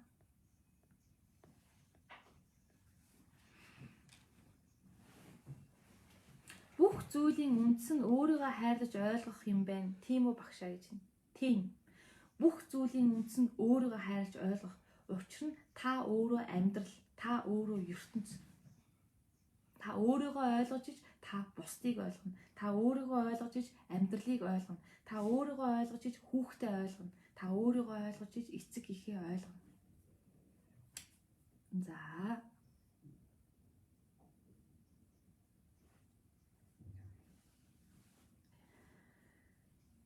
За. Дүүгийн маань ихнэр хүүхдтэй хайртай байсан хэрнээ баг хүүхдээ төрсний дараа том хүүхдээ зодод загнаад байдаг болсон аав нь өмөөрөд хоорондоо хэрүүл хийх шалтгаан болох юм. Том хүүхэд нь 2 нас гарантай гинэ. Иви энэ 2 нас гарантай жоохон амтныг зодод загнаа яах нь вэ? Тэгэж болохгүй штэ. За энэ бол юу нэ цэвэр таны эгонд байна. Тэр хүний эго. Тэсвэр төвчээр алга, нэгүүлсэнгүй хайр алга. Тийм учраас та тэр хүүхдэд хэрцгийллийг харуулж байна. Хэрцгийлэхээр заавалч уурч тасаж хаяхыг хэлэхгүй шүү дээ. Хэрцгийлт чи яг энэ багхгүй. Чимээгүйгээр цусгүй ална гэдэг чи энийг хэлдэг багхгүй. Хүүхдэд маш муу үлгэр дуурайл үзүүлж чинь гэсэн үг. Энийхээ үүлийн үрийг дараа нь өөрсдөө амсан шүү дээ.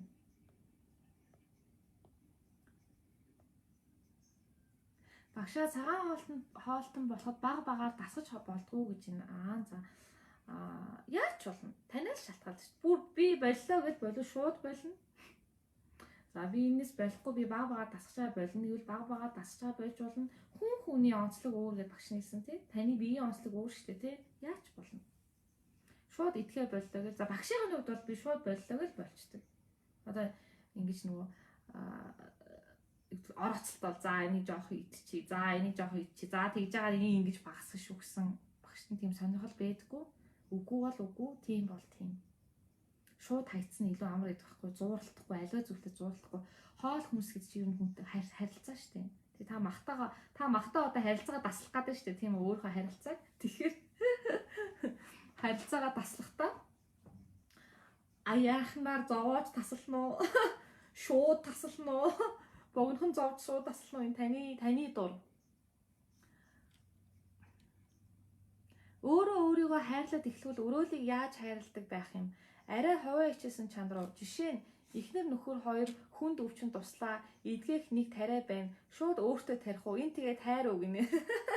Үгүй дээ. Та маш буруугаар та яг ингээд нөө эгон дотроо бодоод байгаа байхгүй юу? Эгон дотроо та миний ярьж байгаа юмыг хүлээж авч байна те. Таны эго байгаа учраас та ингэж ойлгож байна. Та буруугаар ойлгож байна миний ярьж байгаа юмыг. Өөрөө өөрийгөө хайрлна гэдэг нь би бусад хүнтэй жишиж яриаггүй. Өөрөө өөрийгөө золиослох тухай би яриаггүй. Тийм үү?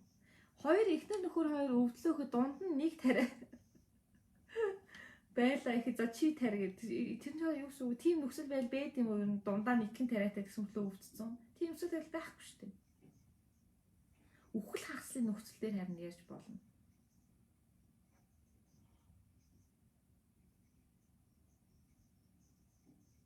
Энэ чинь харьцуул биш байхгүй юу? Та маш жижигхэн сэтгэж байна. Уран бураака. Та маш жижигхэн сэтгэж байна. Ийм жижигхэн сэтгэлгээтэй байж болохгүй. Өөрийгөө хайрлна гэдэг нь хувиа хичээсэн зам биш. Өөрийгөө хайрлна гэдэг нь өөрийгөө ойлгоно, өөрийгөө ухамсарлана.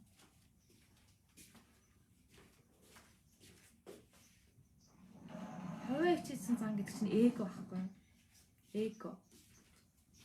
Энэ хоёр маш ялгаатай. За энэний талаар би тусдаа лайв хийсэн байгаа, тэрийг үзээрэй. За 5 салаа боо гэдэг нь алгадахыг хийж байна гинэ. За. За ойлголоо. 5 салаа гэхэд 5 хороо хэлж байгаа юм уу те?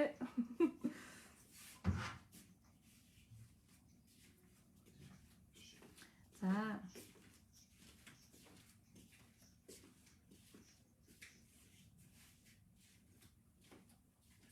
Манайх 3 хүүтэй, дунд хүү маань 11 настай, өөрийнхөө болон өөрийгөө хайрлах орчин бүрдүүлэх өөрийгөө бүүвэлээд байх юм.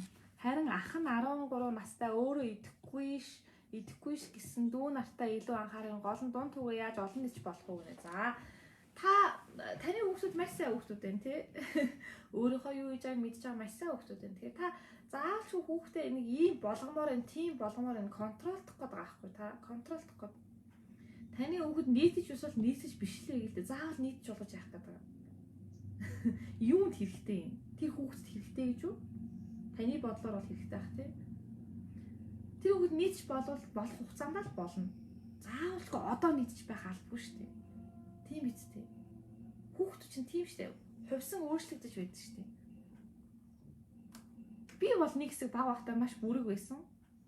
Жохон том болоод тэгэхээр маш галзуу болсон, маш нээлттэй болсон, өөрийгөө маш чөлөөтэй илэрхийлж чаддаг болсон. Янз бүр шүү дээ. Хүний нөхцөл байдал асуудал шал өөр байхгүй. Тийм учраас заавалч хүний ингэж одоо энэ ингэхгүй ингэж шүүмжлээд байгаа. Та хүүхдээ байгаар нь хүлээн авал та. Байгаар нь хүлээн ав.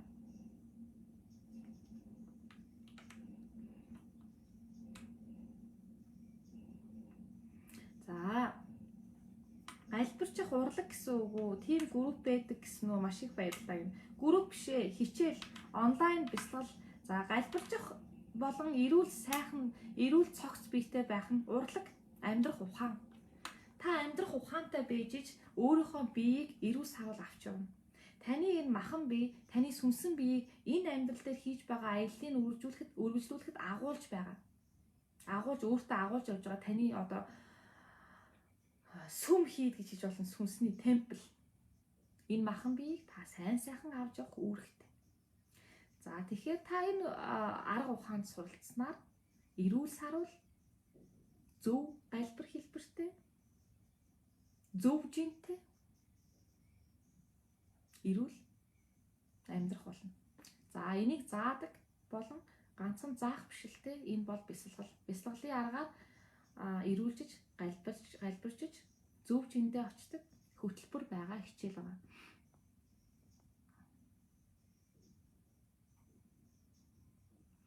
За, хоёр хүүгээ байхад нь муу энергитэй хүнд харуулж байсан бараг 4 жил тэр хүүхдүүд маань нөлөөлөл бараг 4 жил муу хүнд за та тэр хүний муу энергитэйг яаж мэдэж байгаа? Та бас л дүгнээд ш тэ. Тэгэхээр одоо таны хүүхэд тэнд 4 жил одоо тийм хүн дээр амьдарсан гэдэг чинь таны хүүхдүүдийн бас зам мөрд тэр хүн нөлөөлсөн байгаа байхгүй юу? Альва муу таны болж байгаа муу сайн зүйл бүх зүйл таны тусын тулд болж байдаг. Бүх зүйл таныг суралцаж дээшлэх чинь нөлөөж байдаг. Юуг суралцж байгаа гэхээр бид нэгүүлсэнгүй хайрыг суралцж байгаа. Тэгэхээр болох ёстой юм болдог гэсэн үг. Та би энийг болохгүйгээд болохгүй байгаад байгаа юм биш. Бүх зүйл энергийн хэлбэлцэл, үеийн үрийн барилгаар бүх зүйл дэлхийн ертөнц бурханы замаар явдаг. Тэгэхээр болох ёстой юм танаа хүүхдүүд болсон байна гэсэн үг.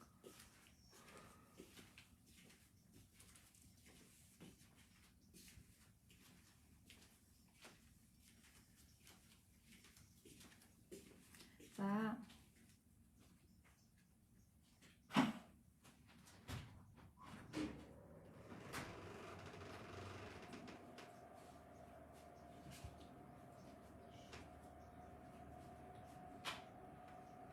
За багшаа хүүхэд хайрлаад хүлээцтэй байх тусам өвгөнд орохгүй бараг 5 хилүүлж байж хийсэн юм хийдэг. Яаж ивийг нь олохоо мэддэггүй. Миний өвгөнд орчоод аавыгаа илэг бариад багаасаа хүн ялгаж сурж ийн гэсэн үг үү гинэ. Үгүй дээ. Та тэр хүүхдийг ямар нэгэн байдалд бас л хүчээр хийлгэх гэдэг юм. Тэ 5 удаа нэг юм хийж нэг чинь тэр нь ямар ч сонирхол байхгүй өстүүлж хийж ийн гэсэн үг. Өстүүлж хүүхдээ зүгээр байгаар нь л хайрл. Байгаар нь л хүлээж ав. Тэр хүүхэд өөрийгөө яах гэж байгаа мэдж байгаа. Өөрийнхөө явах замыг ч мэдж байгаа.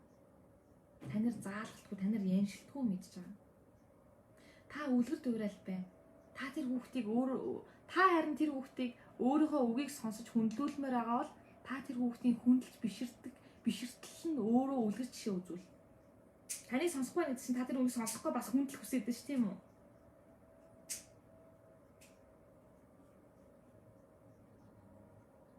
Тэгэхээр хүүхдээрээ хүндлүүлэхийн тулд та өөрөө хүүхдийнхаа хүндлэх хэмжээнд нь хүртэл байх гэрэл гэгээ байгаарай заа юу.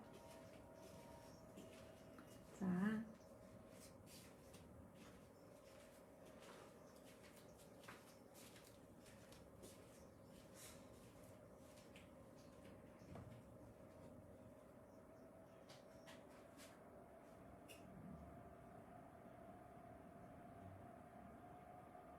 За багшаа олон хүүхэдтэй болох болон нэг хүүхэдтэй болох тухай хийж өгөөч гэж байна.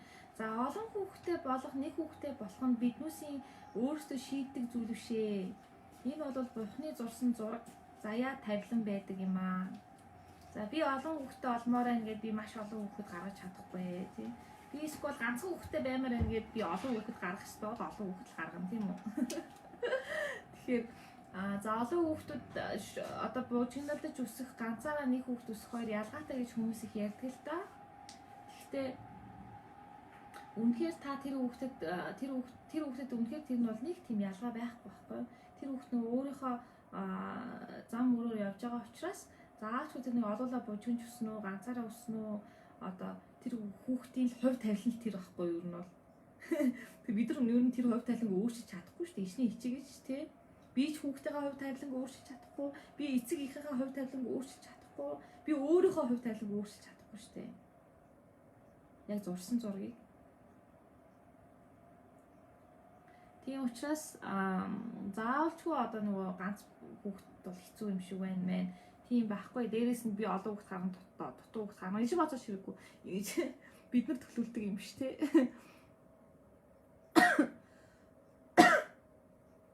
Хүүхэд төрүүлээгүй үнийг илдвэр ярьдаг гинэ. За энэ бас л нөгөө нийгмийн худал итгэл өмжл. Заавалчгүй хүүхэд төрүүлэх ёстой тий. Чи заавалчгүй нийгэмдээ хариуцлах. Би яг нэг юм сандаг байхгүй. Намайг жоохон бахад нэг их надад тийжсэн. Би нөгөө жоохон бахта хүүхэд төрүүлэхгүй шүү боддог байсан байхгүй. Уучлаарай. Би өөрөө хүүхдээс болохоор тий надад нэг тийм үе байсан тий. Би хүүхдээ олмооргүй гэсэн үе. Тэгээд би хүүхдээ олмааргүй ингээ хэлсэн чинь надад нэг их хэлсэн аахгүй. Чи нийгэм хүлээг хариуцлага өгөх ёстой. Чи эмэгтэй хүн учраас хүүхэд төрөөлөх ёстой гэж надад хэлсэн аахгүй. Би түрүүс амар гайхажсэн. Яагаад тэгэх ёстой юм бол? Яагаад миний хүүхэд төрөх нь миний нийгмийн хариуцлага юм бол? Гэж би бодож байсан тэр үедээ. За тэгэхээр заавал хүүхэд төрүүлэх гэж амьдраагүй шүү дээ. Биднүүсийн зорилго хүүхэд төрүүлэх биш байхгүй юу? Биднүүсийн зорилго нэгүсэнгүү хайрыг суралцаж, буцан дэлхийн ертөнцийн ухамсартайгаа нэгдэх. За энэ явц дунд харин танд үүлийн үрийн барилгаар хүүхэд ирж ирэх магадaltaй тий. Хүлээж ав. Түүнээс ш би заавал хүүхэд төрөхс эсвэл энэ хүүхэд төрүүлээгүй хүн бузар эмэгтэй гэж хэлж болохгүй шүү.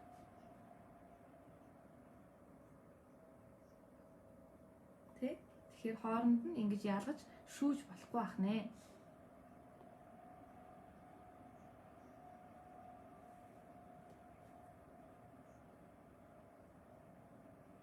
За.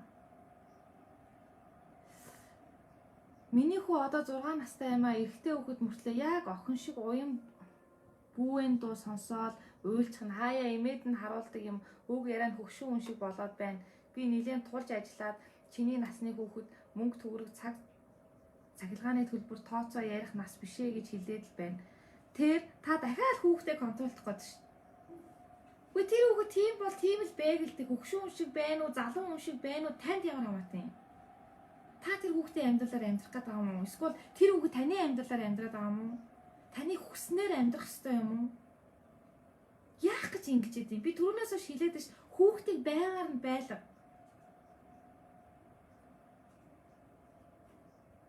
Яагаад тэр хүүхэд уян зүйл юм байж болгүй? Яагаад эрэгтэй хэрэг хатуу байх ёстой юм?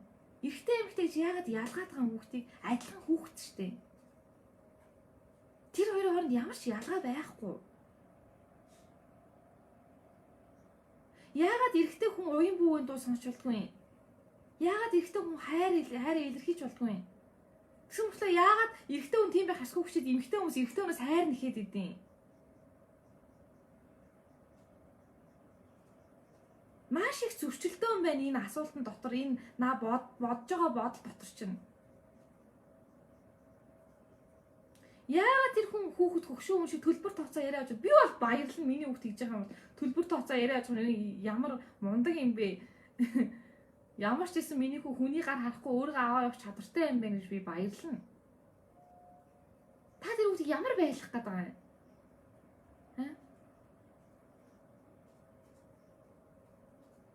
Эрэгтэй хүүхэд болгоно гэж юу гэсэн үг юм? Эрэгтэй хүүхэд ямар байдیں۔ Зодоонч хэрүүлж ууртай тэр эрэгтэй хүүхэд үгүй шүү дээ. Эрэгтэй хүүхэд эмэгтэй хүнтэй яг адилхан. Эмэгтэй хүүхдтэй яг адилхан. Эрэгтэй хүн эмэгтэй хүн яг адилхан.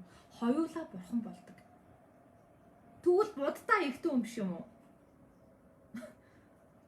Эрэгтэй хүн нэгүсэнгүй хайрыг үзүүлж уурын хайлж болохгүй бол буддаа Jesus эрэгтэй хүн биш үү? Энэ багш нар сүнсний үйлчлэлийн багш нар эрэгтэй хүн биш үү? Эрэгтэй багш нар. Энэ буруу ойлтыг хаях хэрэгтэй шүү заа юу.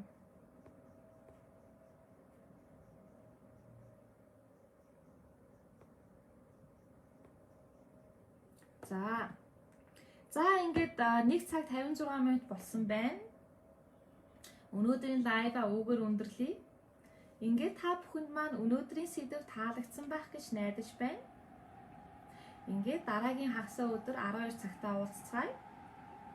Та бүхэндээ эрүүл энх, аз жаргал, амар амгалан, инэрл хайрыг хүсэн өргөе. Амралтын өдрүүдэд сайхан өнгөрүүлээрэй. Намасте.